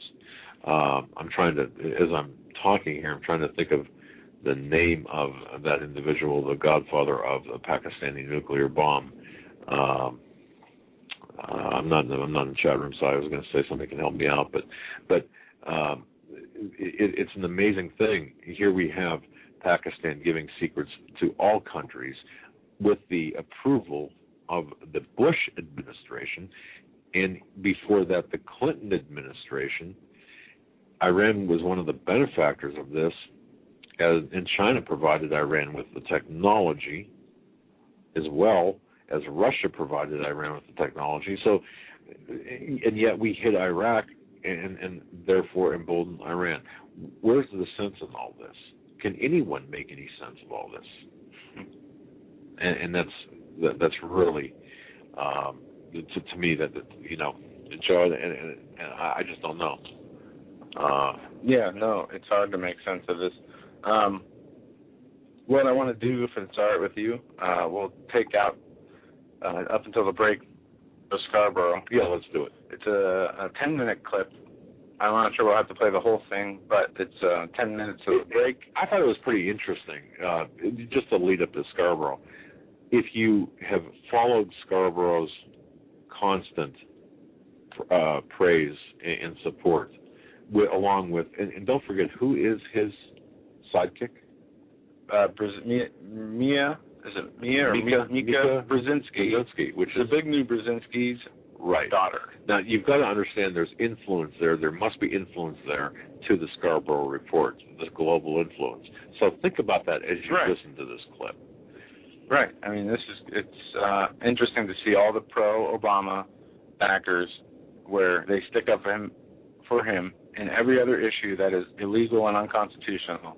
Why are they coming together today to speak out against it or yesterday? My question is, would Mika's father approve, and I'm sure that he's got some, not necessarily editorial control, but some sort of influence. They got to give the public a glimmer of that they're making a difference. They got to let the public know that, maybe give them a little crumb to chew on while they're busy formulating a more sinister program over, So it's like the TSA saying they're taking all naked body scanners out. Well, meanwhile, they're implementing molecular DNA scanning, much more intrusive secret X-ray. But anyway, let's go to this audio from Joe Scarborough. All right. No, just, we find out that the United States government now thinks it has the right to kill American citizens without due process or without probable cause or without any evidence or economic calamity at hand. By the way, I want to get to all the news stories. I got to ask Mark McKinnon, though, this story. Okay. So Barack Obama, he'll sign some regulation that will say that a federal agent can go pick up a tumbleweed off the side of the road in a deserted road somewhere in Middle America. And Republicans will stream to the floor and they'll scream, "Tonight, freedom was destroyed." Tonight, how many times have you heard that? Yep. Barack Obama has destroyed freedom. Tonight, Obamacare. They say Barack Obama has destroyed tonight. Freedom died. That's what we always hear from these Republicans in the House. And here you have something truly chilling. Here you have the United States government saying, we can kill you, American citizen. You have no constitutional right to a jury by your peers.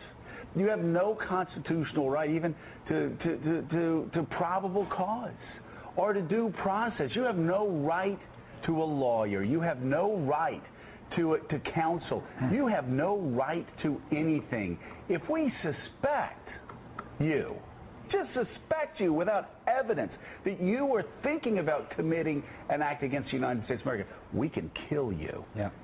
And there are no checks and there are no balances. We can kill you. We can pick you out of a list and drop a bomb on you. We can kill you. Not only can we kill you, we can then kill your 16-year-old son, who's not even affiliated with Al-Qaeda. And then we can blame it on the father for us having to kill the son.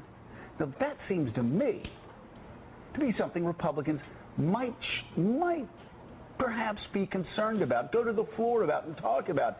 And they talk about all these other lunatic, insane things where they say, oh, freedom's dying tonight. No, this is a great example of where the Constitution is being stretched well beyond its limits. Well, forget Republicans. How about liberals and Democrats? I mean, can you imagine George W. Bush proposed this idea? I mean, that's obvious. Now, I'm a little contrarian on this with you. I actually agree with the policy. I think it's a good idea. You think it's okay to kill Americans without probable cause? And thinking about the threats against us and the Machiavellian plots, I'm willing to err on the side of giving government a little bit of latitude. Wait. Americans don't have a constitution. This kid, the 16-year-old kid, goes out to a restaurant and he gets killed. I understand. Because of his father. I'm sure I'm in the minority at the stable. I may be in America. That causes you no concern? As I said, constitutionally, really? I err on the side of giving the government latitude on this one. Wow. Okay. We have Katty Kay with us as well from Washington. I didn't get to do the intro, so I didn't know. Katty, good morning. How are you doing? Good morning, Mika. Good. Good. You want to chime in on drones? Are you with Mark McKinnon? I think, there has to be a whole lot more open discussion of the kind that we tried to raise a couple of years ago. Roy Blunt tried to raise it in the Petraeus hearings and was sort of smacked down by Dianne Feinstein. This is an issue of national intelligence. But you know what?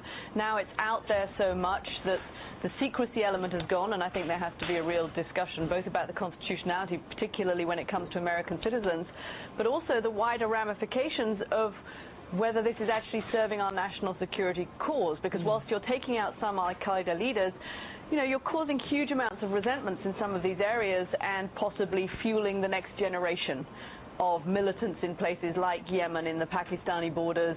If we extend it into Somalia or even into Mali, there are a whole lot of people that are going to feel extremely angry about missiles raining out of the sky and taking down people who are not always associated with terrorists. There's an extremely good story, an example of this in the New York Times this morning, of an imam who spoke out against al-Qaeda. Al-Qaeda operatives came to speak to him, and as they were speaking under a tree, in fact, to threaten him, and as they were speaking under a tree, missiles came down and took them out. Now, what does that do in that community in terms of a sense of what America is doing, anger towards America, and the fueling of more people who feel they want to join the cause of jihad?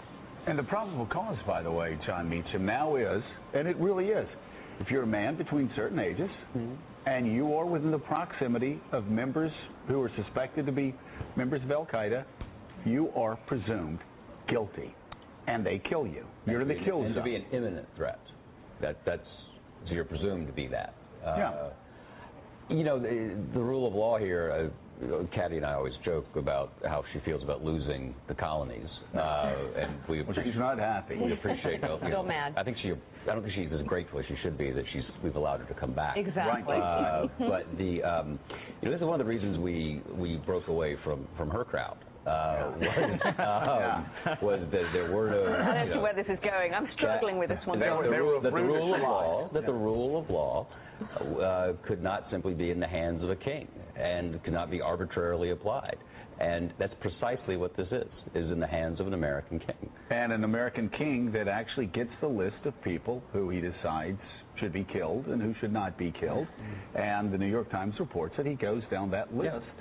And there's so many things that are chilling here. I do got to say, Mika, again, just to follow up on what Mark McKinnon said, this is one of those times where you can't even say if George Bush were doing this. Because if George Bush were doing this, everything that was going on in Washington, D.C. would stop today. Yes. There would be congressional hearings called. There would be articles of impeachment. All of Washington, all of Manhattan, the entire press corps would stop and focus its attention on this unprecedented overreach, constitutional overreach. Well, I think some of it will come out in the Brennan testimony, and that should be very, very interesting. I think we made the point yesterday that if this was happening in the Bush administration, people would be going crazy, especially in the sort of echo chamber. But I do think... All right, that's sufficient. Go ahead and read that clip or that quote you have. I think that's important if you've got it handy. Yeah, this is just speaking. This is where I'm reading out of the First Thessalonians chapter 5, and a listener passed this along to me, and I thought it was a good word for today. as we covered a lot of news, we should also cover our spiritual preparations just as much. But this chapter 5, but the times and the seasons, brethren, ye have no need that I write unto you. For you yourselves know perfectly that the day of the Lord so cometh as a thief in the night. For when they shall say, peace and safety, then sudden destruction cometh down upon them, as travail upon a woman with child, and they shall not escape. But ye, brethren, are not in darkness, that that day should overtake you as a thief.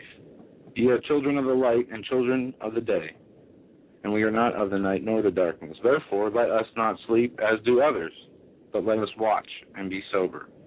For they that sleep, sleep in night, and they that be drunken are drunken in the night. But let us who are of the day be sober, putting on the breastplate of faith and love, and the helmet, and for the hope of salvation.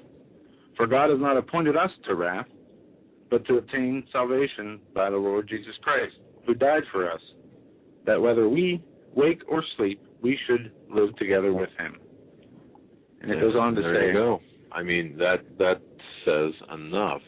Yeah, it goes on to say here, now we exhort you, brethren, warn them that are unruly, comfort the feeble-minded, support the weak, be patient towards all men.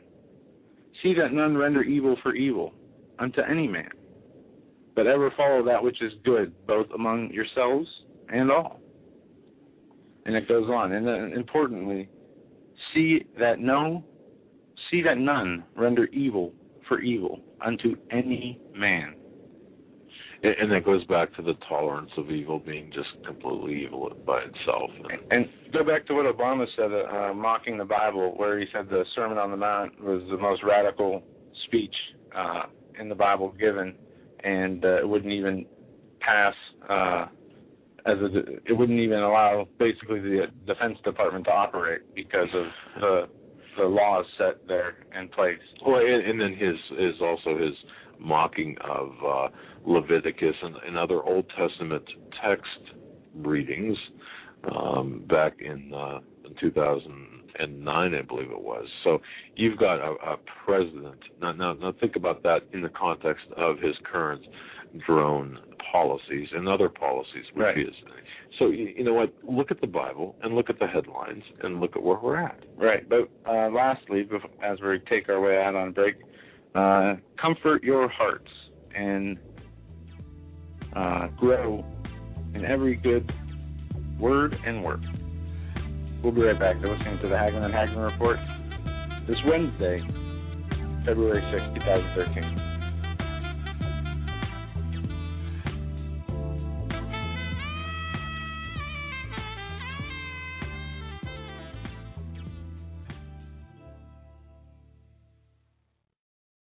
Hi folks, Doug Hagmann here. You might know me as the co-host from the Hagmann and Hagmann Report, or as a frequent guest on Coast to Coast AM with George Norrie. If you're like me, you're tired and confused over today's headlines. You just don't know where to turn for accurate, concise information about really what's going on, what's truly going on in today's society. If you don't know where to turn for accurate, well-researched, and properly vetted news, I've got a suggestion.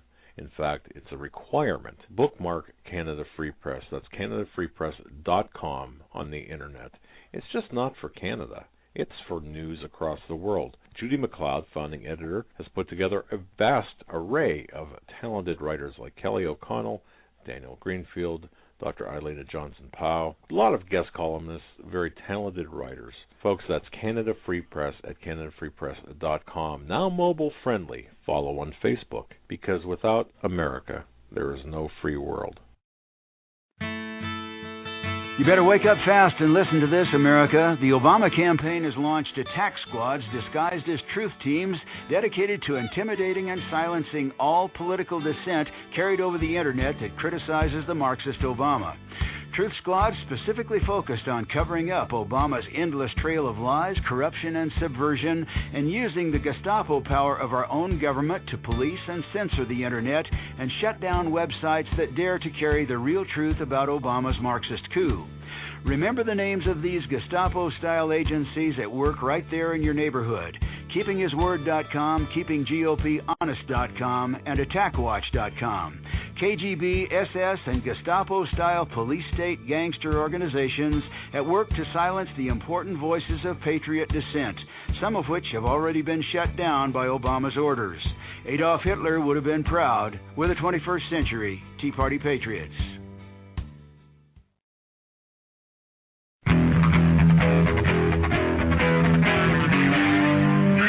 Doug Hagmann. One guy that doesn't need a bullhorn to get your attention.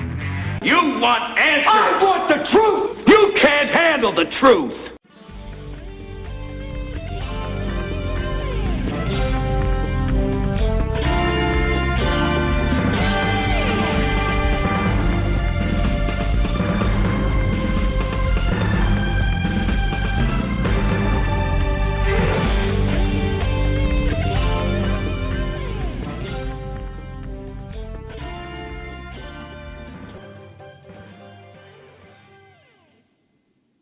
Welcome back, ladies and gentlemen, to our third and final hour of the Hagmann and Hagmann Report for this live broadcast of the 6th day of February 2013. We're always live, and we're always live here between 8 and 11 Eastern Time every weekday.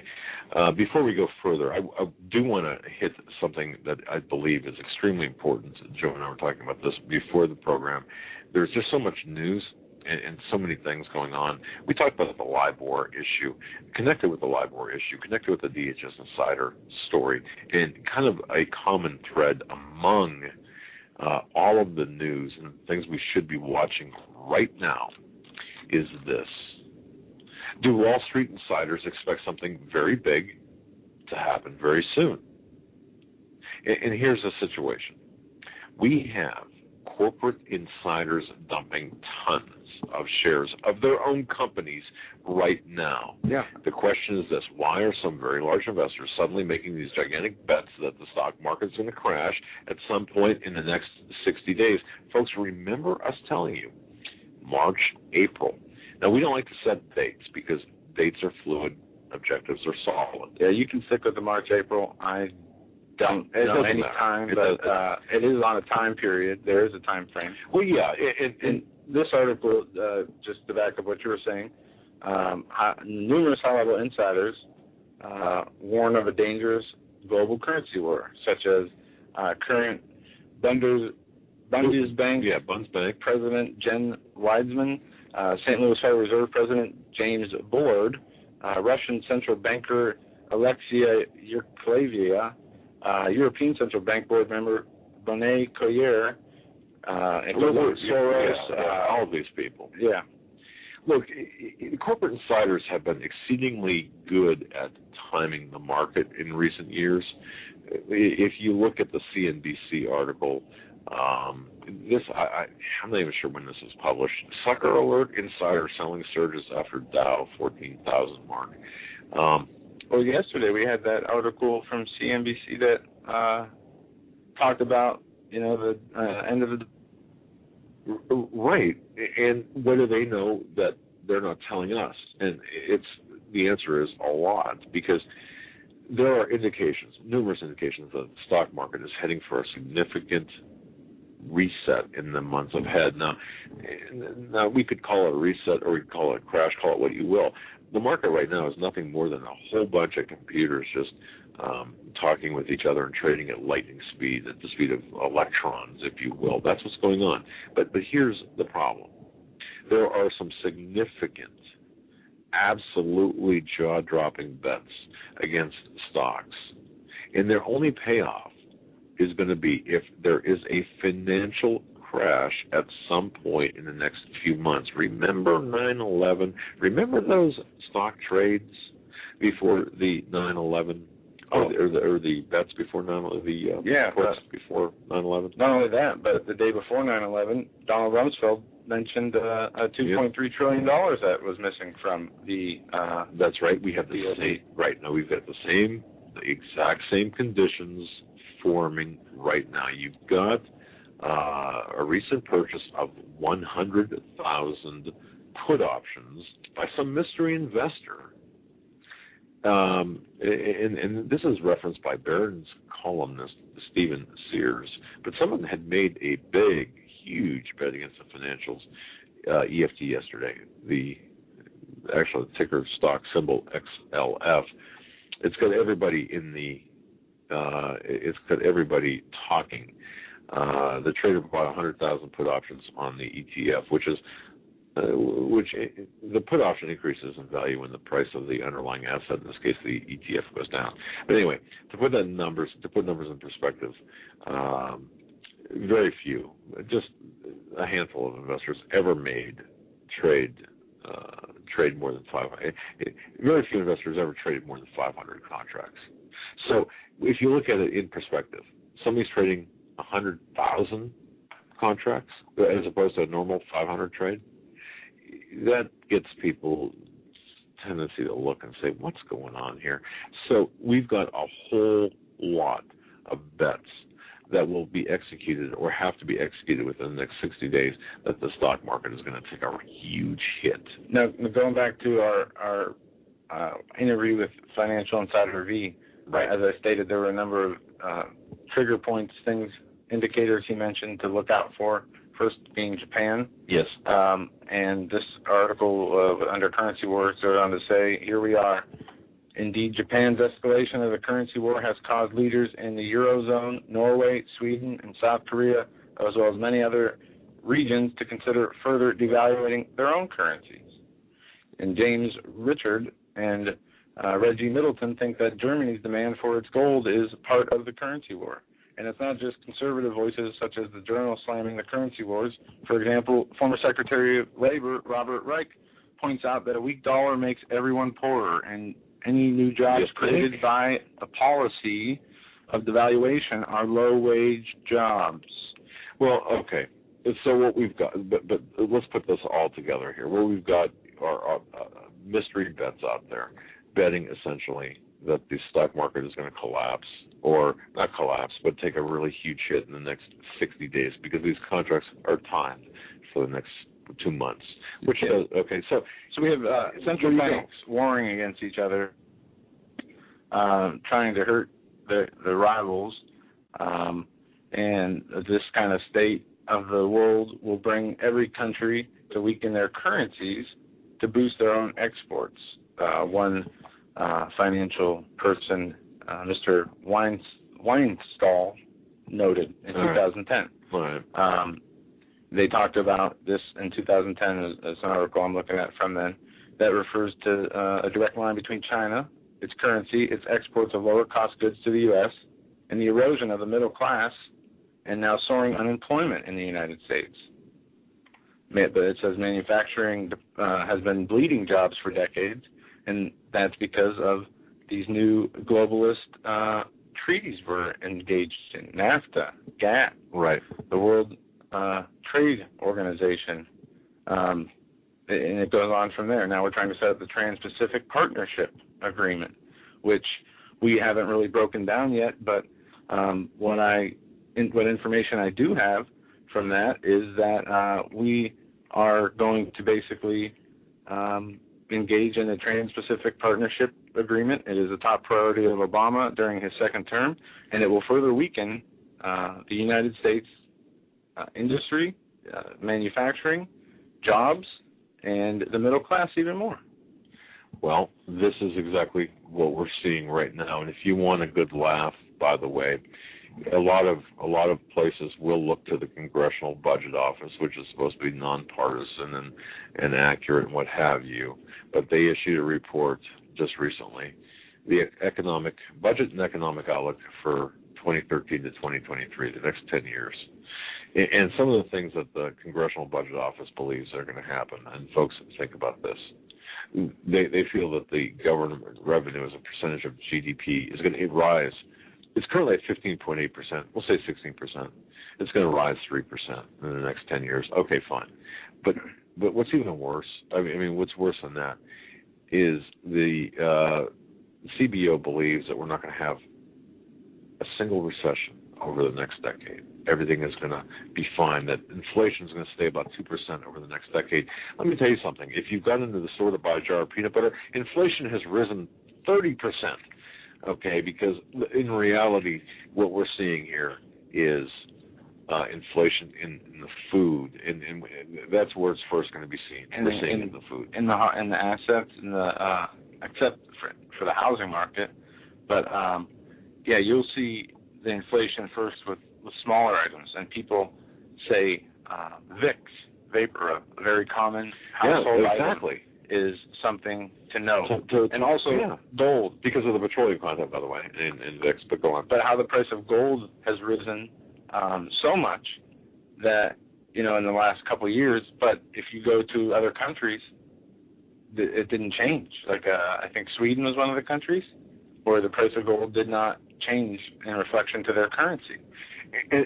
Right, and this is something, folks, that if you're struggling with this, as I have been, and numerous people that have emailed me have been, you think about this, gold, silver, should I keep my 401k or should I dump it and buy gold and silver? Well, just look at the gold and silver as a hedge against inflation, because you could take the same amount of gold today, or let's just say silver.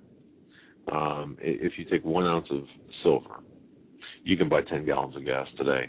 That was the same 10 years ago, and it will be the same 10 years from now.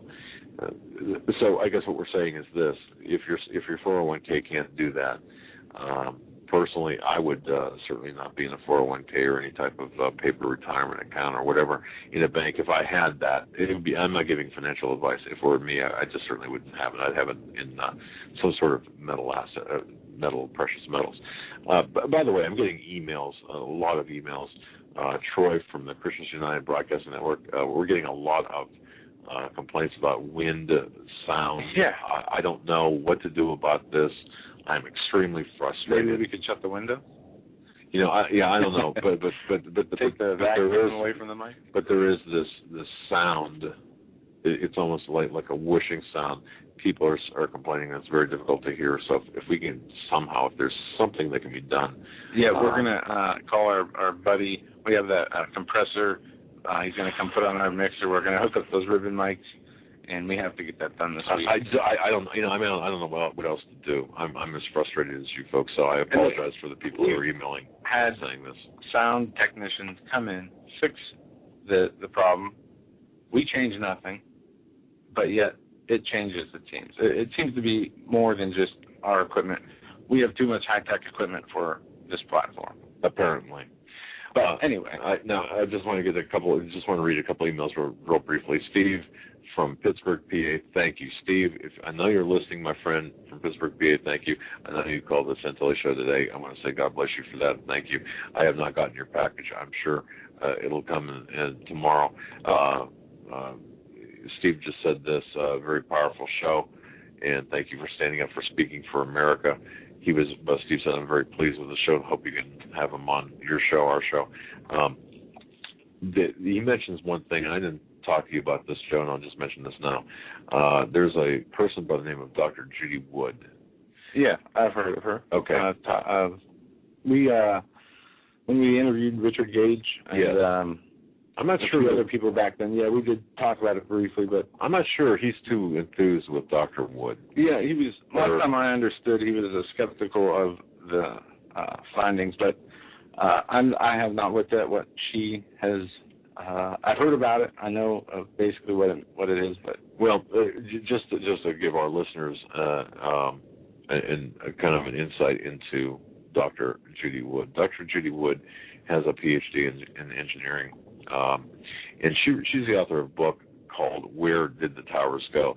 Now, this is a huge book. It's a hardcover book. It's like 600 pages with 860 diagrams and illustrations. It weighs like 5 pounds, okay? It's $50. This book, I asked, or I ordered this book, but she gets into the dustification of the towers. One thing, and the reason I'm mentioning, I'm mentioning this for a reason, how it applies today. I heard you say that, talk about this on the Santilli show. Yeah. That was a good point.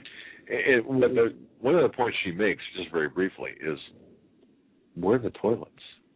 Yeah. From the World Trade Center towers. Now, of course, there's more than that. Oh yeah, but she's talking about evidence of directed free evidence technology on 9/11. Now, the reason I'm bringing this up right now, and the reason I'm kind of connecting to this or talking about this, is because of Steve's email from Pittsburgh. People want to know the truth, and I think that there is so much more to this. We are attempting to get as much information about different theories about where the towers, what happened to the towers, what happened on 9/11, from a scientific point of view, from a crime scene point of view. And I just want to let you know that we're going to find out once we review this book. We'll see if she's available to come on for an interview to talk about her scientific findings. But and I just wanted to tell Steve that as well, because Steve was asking about that and saying that we almost stand tall and pray for the Lord to show us the way and how to save this country and the world. We do not need another war to make the bankers any more money. We must bring these people down. As sick as I am, and Steve is impaired, infirmed, and God bless him. He said, I'm willing to do more. Enough is enough. And I think it's time for men to put on their big boy pants. And I think a lot of people have that same feeling. What do you think, Joe? Yeah, and first and foremost, a real man, in my opinion, goes by the Lord's will. And I know we talk about that a lot, but a lot of people want to do or have, when you say manly, be manly, they think macho, tough, can beat up people, whatever. Right. But that's not what a man is. A man is somebody who takes care of himself and the people around him, family or neighbors or otherwise. A real man is somebody that's rare today, especially in the church, let alone outside of the church, somebody who's in the Lord. It is rare to find a genuine person, not just a man, but women too. And why I see so many young people that aren't married, or your age, when you were my age, you were married years before me. See, I had you when I was like 12, which is why I look so good, right? 24, I think. I don't know.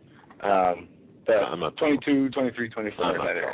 But so many today of those people in those age groups are, for the most part, playing video games in their parents' basements. You know what I mean? And folks, what do you think about that, about the current generation, and about, do you think that the people the young people who get their news from the Colbert Report and the Daily Show, do you think that they're actually going to be an asset when things do go bad? But remember, even as I say that, remember that you listening to this show, you're going to be the go-to person when everything kind of starts to happen. It's going to be you listening to this program who your family members are going to come to you and say, help me understand what's taking place or what's going on. So don't think for one moment that your investment of time into this program is being wasted or being squandered, because we need to stick together and we need to be there when people come to us. But anyway, one thing. The post office. Yes. Got to mention this. They're going to end delivering mail on Saturdays. Their services will be open for going to your P.O. box or getting stamps. One less day to get bills, right, folks? Yeah, also one less day to receive important information. At a time when communications such as cell phones, computers, the different ways we interact with each other are easily compromised, people feel much safer sending letters. Let me tell you, the fragility of our infrastructure that includes our cell phones, our computers, our internet connections, you see it was a perfect demonstration here during the show, the fragility of our infrastructure.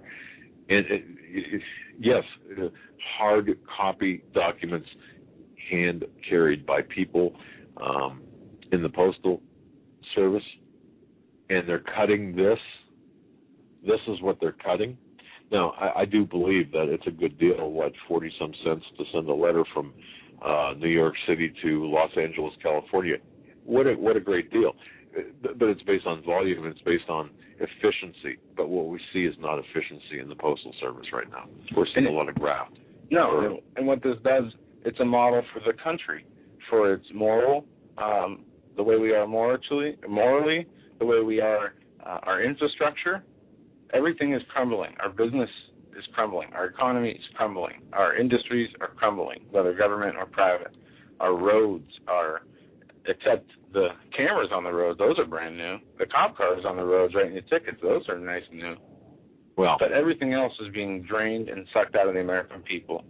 And what's their solution? They want to raise more taxes.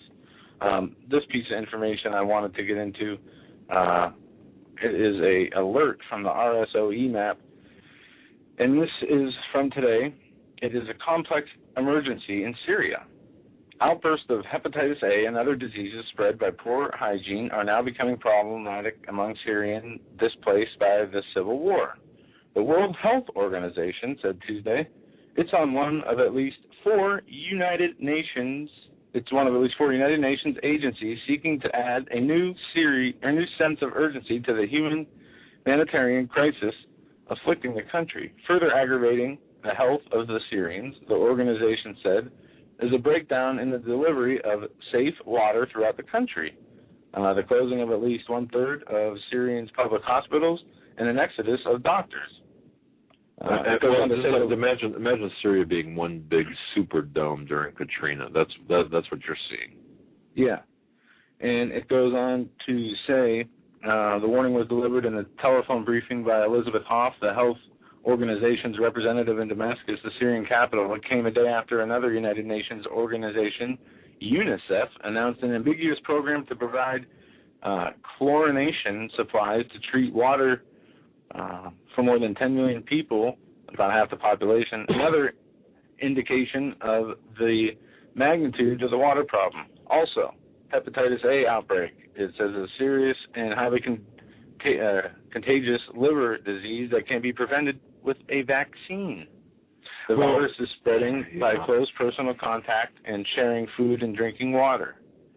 I don't think that's how it spreads. No, I understand it can spread through by human to human. Right.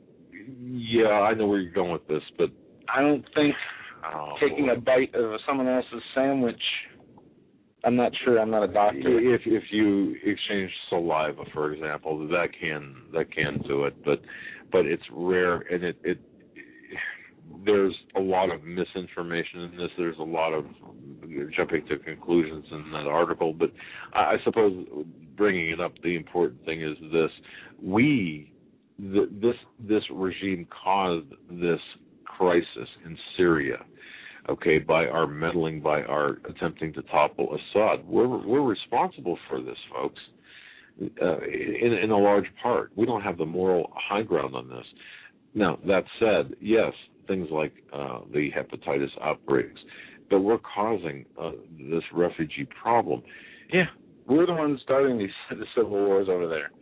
Yeah, they break down these countries, and then they send our personnel in there to build the country's back up with our taxpayer dollars, and then send people like the Bill and Melinda Gates and the Soros Foundation money over there to give the population vaccines that sterilize the adults and kill the children, or paralyze the children. And the people like Soros and Gates, in my professional opinion, are funding both sides of this orchestrated conflict.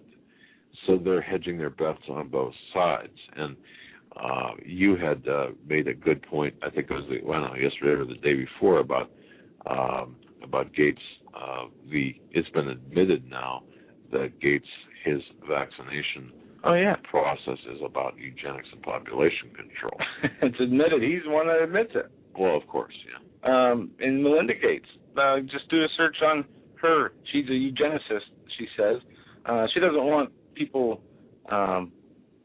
she doesn't want to kill people. She just doesn't want them to live, is what she said. I think on the Colbert Report, one of the fake news, for kids that you were talking about.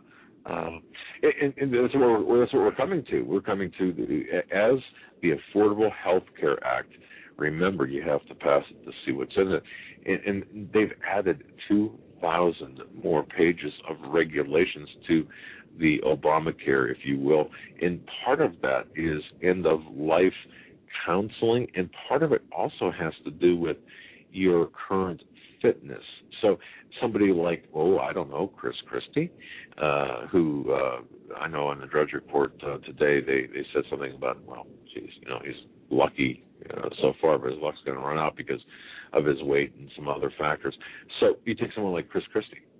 Well, according to the Obama Act, they're going to have to send in, for example, his BMI, his body mass index, his waist size, his neck size, things like his blood pressure, his pulse rate, his heart rate, and other things to decide the level of care that will be available to him under Obamacare. You don't think this affects you, ladies and gentlemen? Absolutely it does. It affects all of us. Yeah.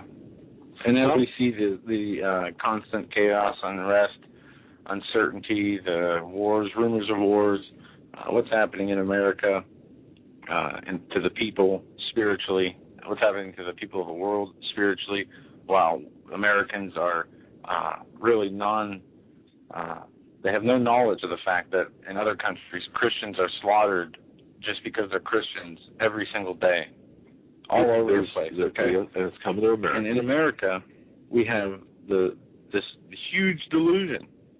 And in 1 Thessalonians in chapter 2, verse 8 says, and then the wicked will be revealed, whom the Lord shall consume with fire. And it goes on to say, even him whose coming is after the working of Satan with all power and signs and lying wonders, and with all the deceitfulness and of unrighteousness in them that perish, because they received not the love of the truth, that they might be saved. And for this cause God shall send them strong delusion, that they should believe a lie, that they might be damned who believeth not the truth, but had the pleasure in unrighteousness. And this is exactly what we're seeing right now. Right. Now the truth is the word of the Lord Jesus Christ, and your relationship with him is the way to get you through anything in life, any tribulation, calamity that's coming. And it's people say that the perfect love of God casts out all fear.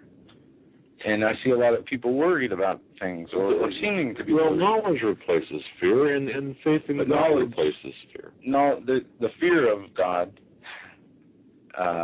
is much more powerful than having knowledge. Not knowledge of doctrine.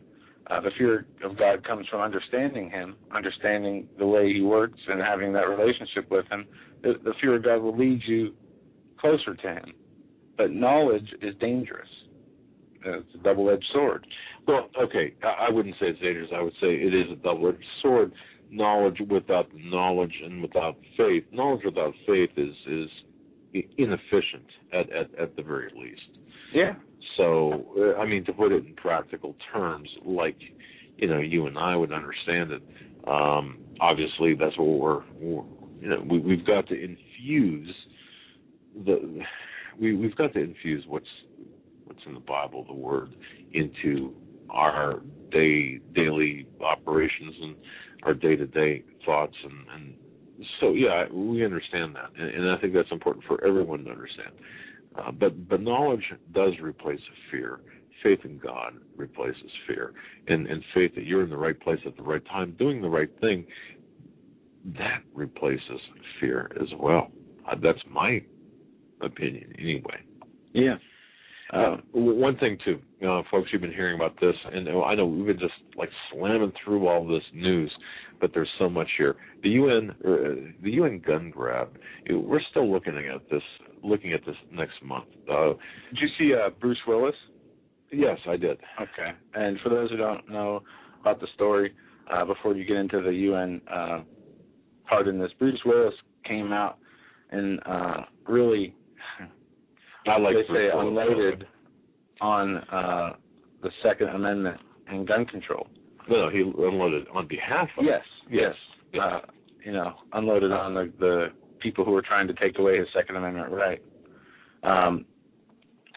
Why wouldn't they take all your rights away from you? Bruce Willis said he's against the new gun control laws that could infringe on Second Amendment rights. The Die-Hard star also dismisses any link between Hollywood shootouts and real-life gun violence.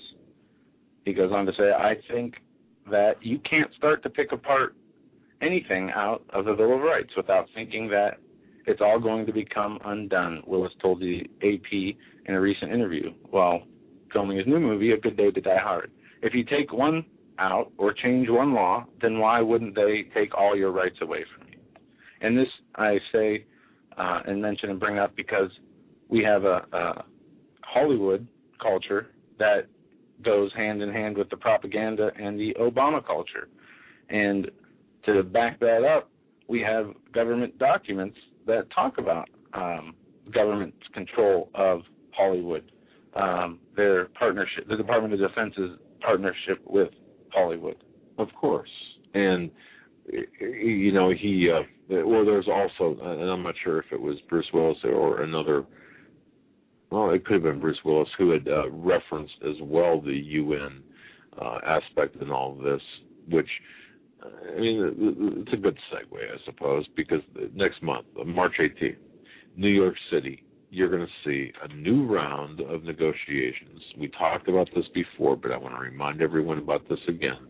You know, the day after Christmas, or the day before Christmas this year, the Obama administration or the Obama regime had quietly reinforced their commitment to cooperate with the UN and this international gun control lobby. Now, we're not hearing much. I mean, we're hearing about states doing this and doing that, and of course the gun legislation. We know the Feinstein bill is not going to pass. We know that.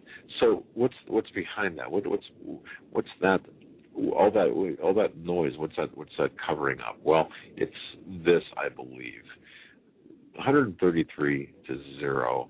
The measure was approved with 17 countries abstaining, and I'm talking about the United Nations General Assembly approving a resolution to begin the renewal of negotiations on the Global Arms Trade Treaty.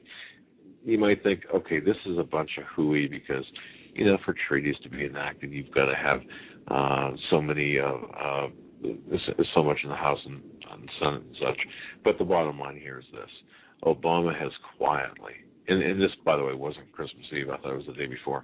This was on Christmas Eve last year that the UN did vote on this, and Obama quietly said, yeah, we're going to cooperate.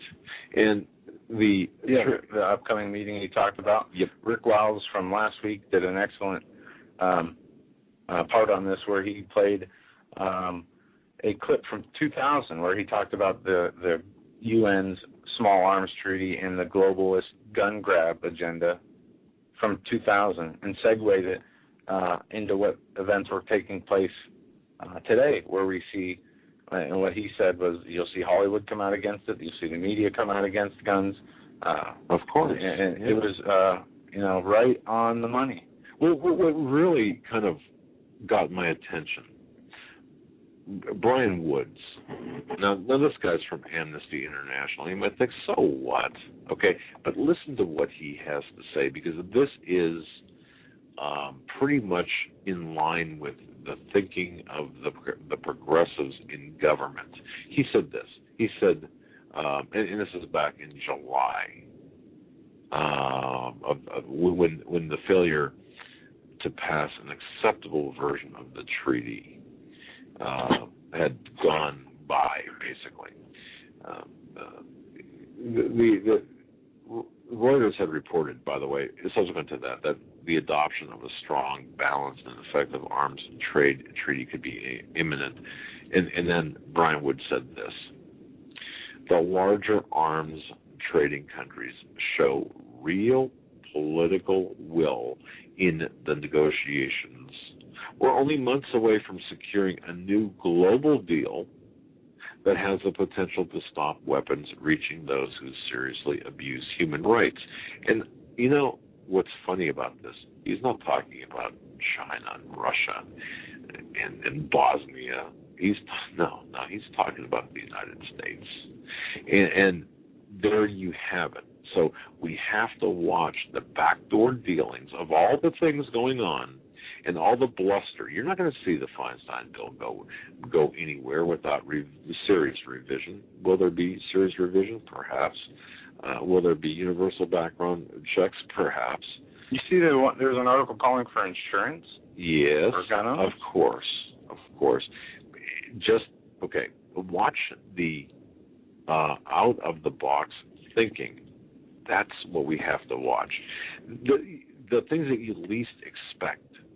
You know, when we sat doing surveillance, one of the most, I suppose, one of the greatest dangers, in my textbook I had written, I make note of this, it's where you least expect it. You could be watching a target, we'll say, in a surveillance van, and what you're not looking at, we'll say that the neighbor or car or person behind you or beside you that poses the real threat. Well, this is the same thing.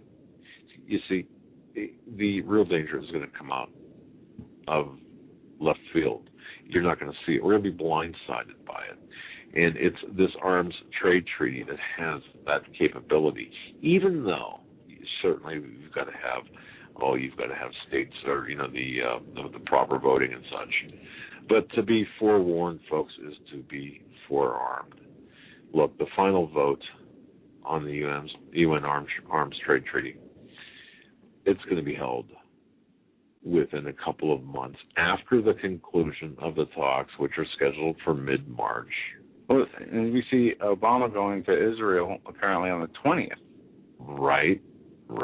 Which, now, the timing is nothing more to the UN Arms Trade Treaty is coincidental, but that his visit to Israel in mid-March is significant in terms of the timing with Iran and this potential nuclear breakthrough, if you will, for the weaponry. So all of these things going. And by the way, Obama is the guy who wants to internationalize, if that's a verb, I don't know, the city of Jerusalem, make it an international city. And of course, we know how anyone talking like that, we know that that has always bad things associated with it, because God does not want that city to be broken, split, or otherwise.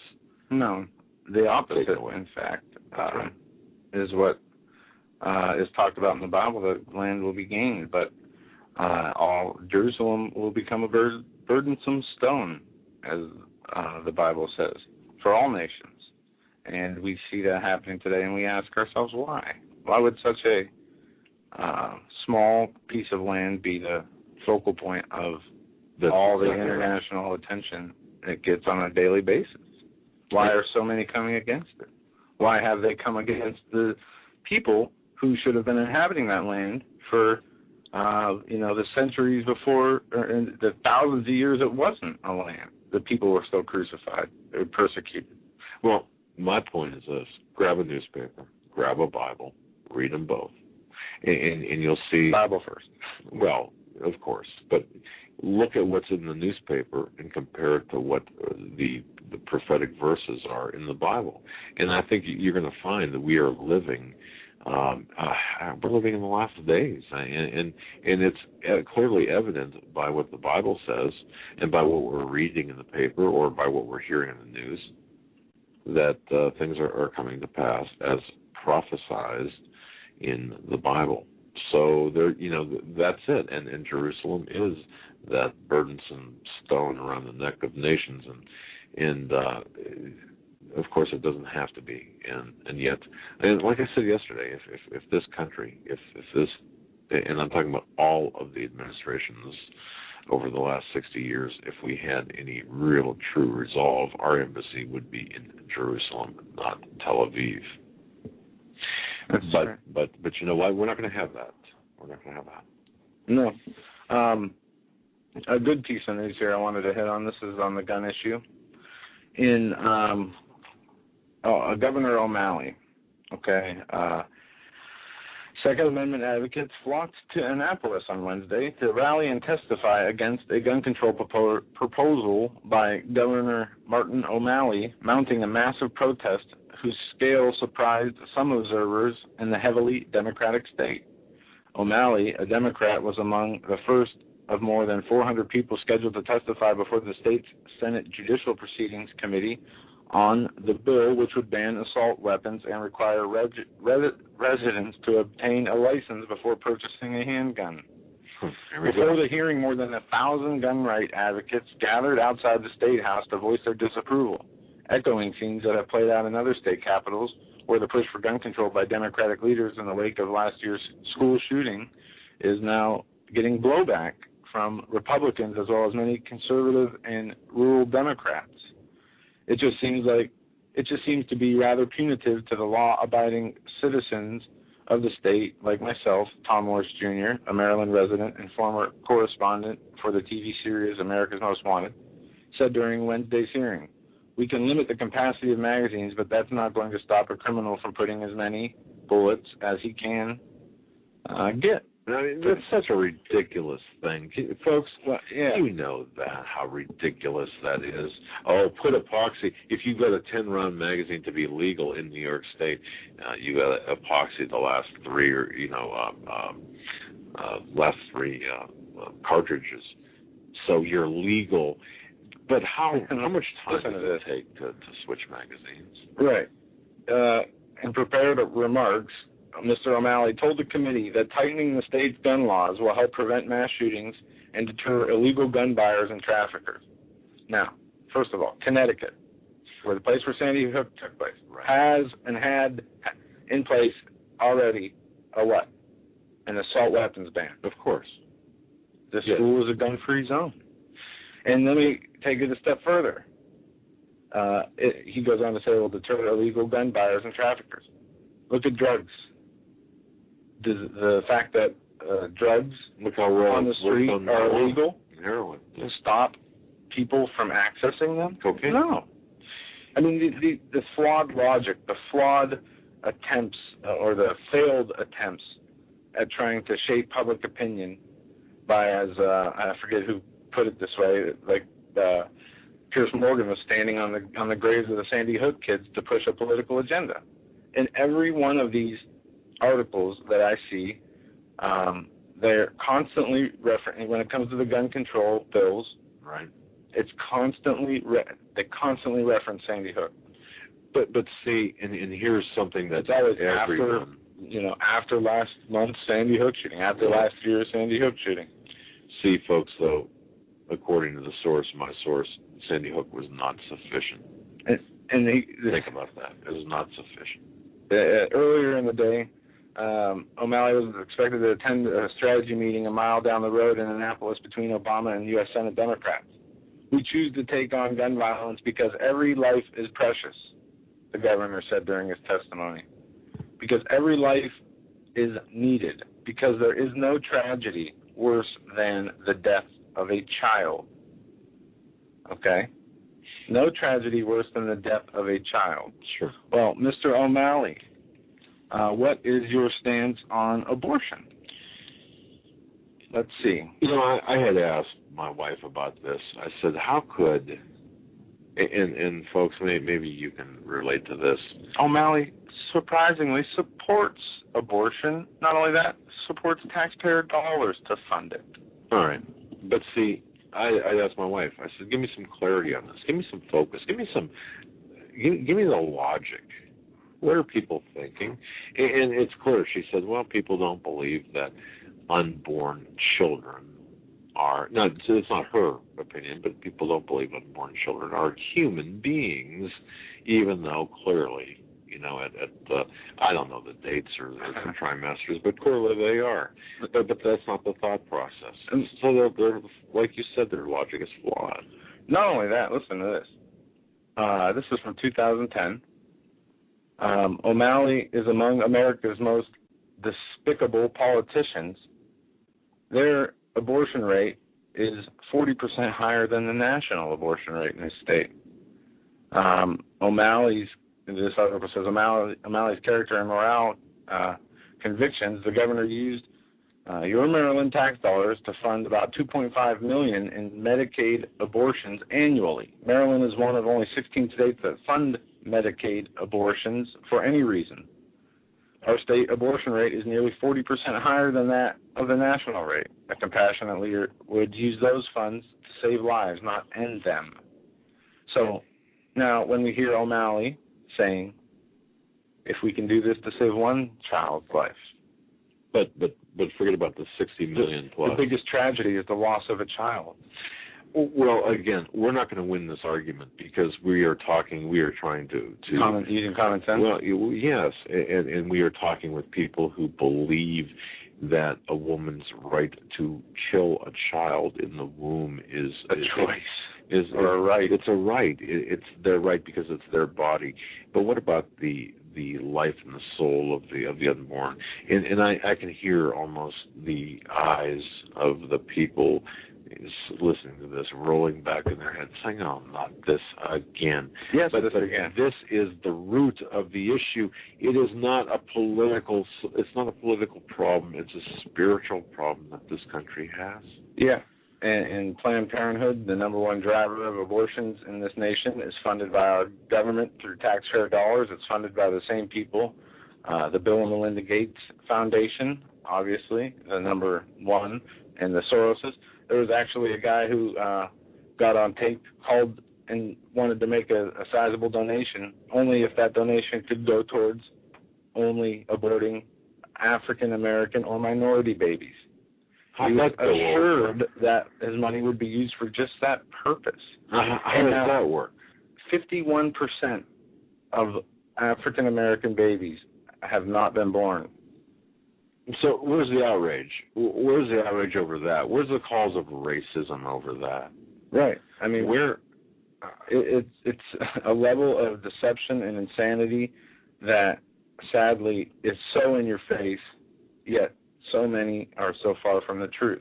And I think a lot of it stems back to what I read earlier about truth in the Bible. And if you don't have a knowledge of God, if you don't have thirsting for learning about the Lord, His ways, through reading His Word and prayer, that's where all knowledge begins. It will show you where to go from there.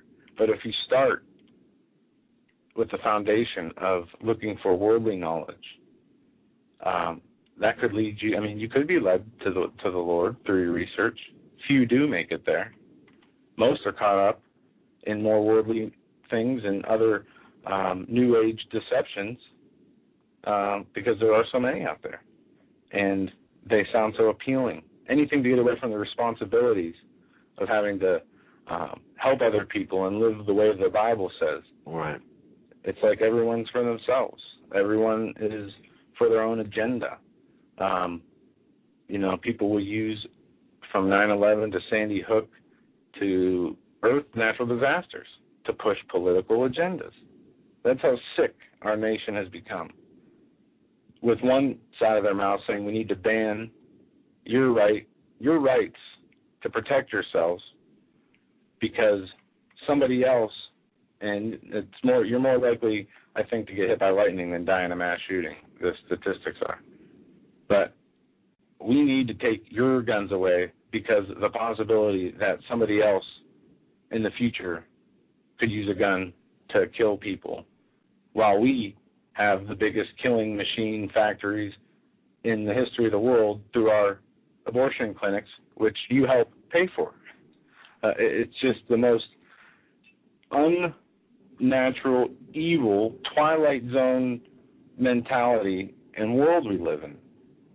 Good is evil. Good is called evil, and evil is considered good.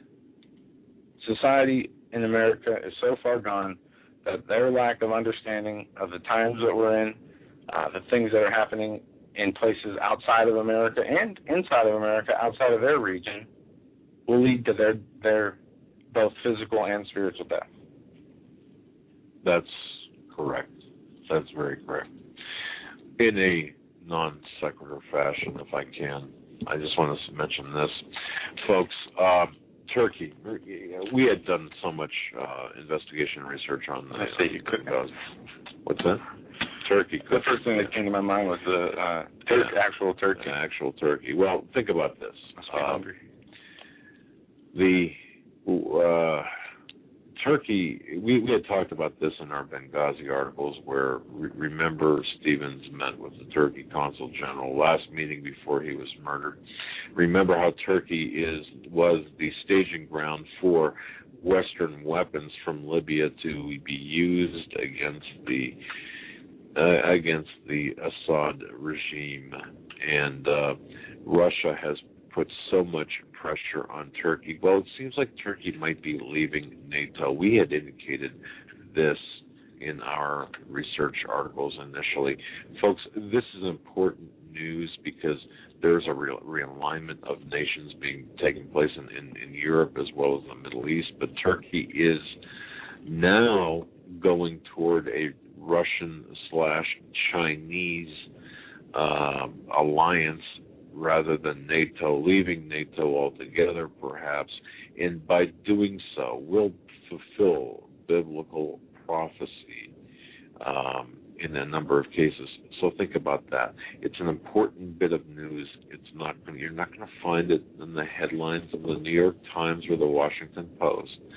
But and again, it kind of, I'm throwing this out there in kind of a hodgepodge fashion of news today that we're giving you. But it's important to understand, as Turkey goes, so will that area of the world. And now it looks like Turkey's going to abandon the West, and which well, what does that mean to the average Fox News Super Bowl watching person?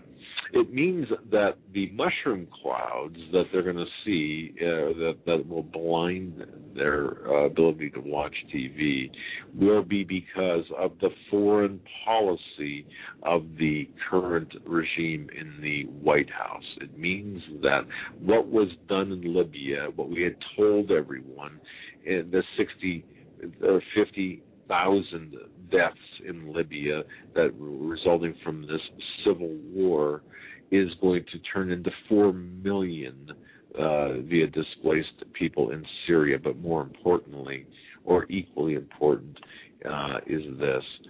Because of Turkey leaving NATO, and they will, and because of the alliances being formed by our meddling, by this Arab Spring, by this Saudi Arabian-backed plan, this agenda, that the nuclear blasts that will take place in the Middle East, perhaps beginning with Damascus, compliments perhaps of Israel, will be a direct result of our foreign policy in Arab Spring by upsetting dictators like Mubarak and Gaddafi.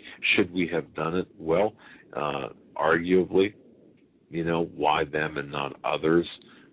But what does that mean to the average person watching the Super Bowl? It means that we're just 1 minute closer to midnight on the atomic clock, or the nuclear, the nuclear threat is becoming more and more real. And it's not necessarily compliments of Iran, but compliments of the United States. And all this is leading to judgment upon the world from the Lord.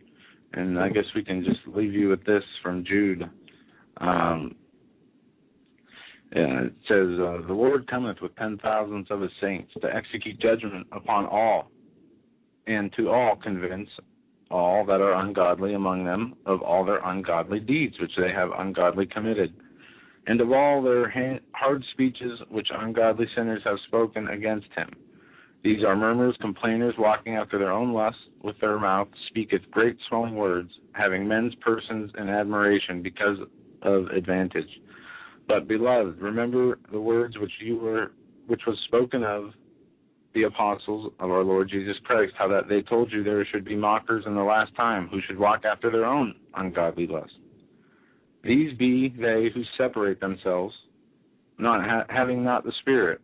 But you, beloved, building up yourselves on your most holy faith, praying in the Holy Ghost, keep yourselves in the love of God, looking for the mercy of the Lord Jesus Christ unto eternal life. And there you have it. And that's what it's all about. I mean, apply that to use that as once again as a kind of a transparent template over what's happening today. Yeah. Folks, look, 3 hours went by just extremely quick. We're sorry we did not get into any phone calls. Well, thank you for the staying with us and being patient while we had our sound issues. Tomorrow, we have author of Daniel Holdings. Wow. Daniel Holdings, As the Darkness. I can't see the rest of that title of the book. Well, which one? As the Darkness Falls. Yes, Daniel Holdings, As the Darkness Falls, tomorrow on the Hagmann and Hagmann Report. God bless each and every one of you. Stay safe. We will see you tomorrow, 8 p.m. Eastern Time. I think Mr. Daniel Holdings is coming on in the beginning. Yeah, he will, and he'll stay on as long as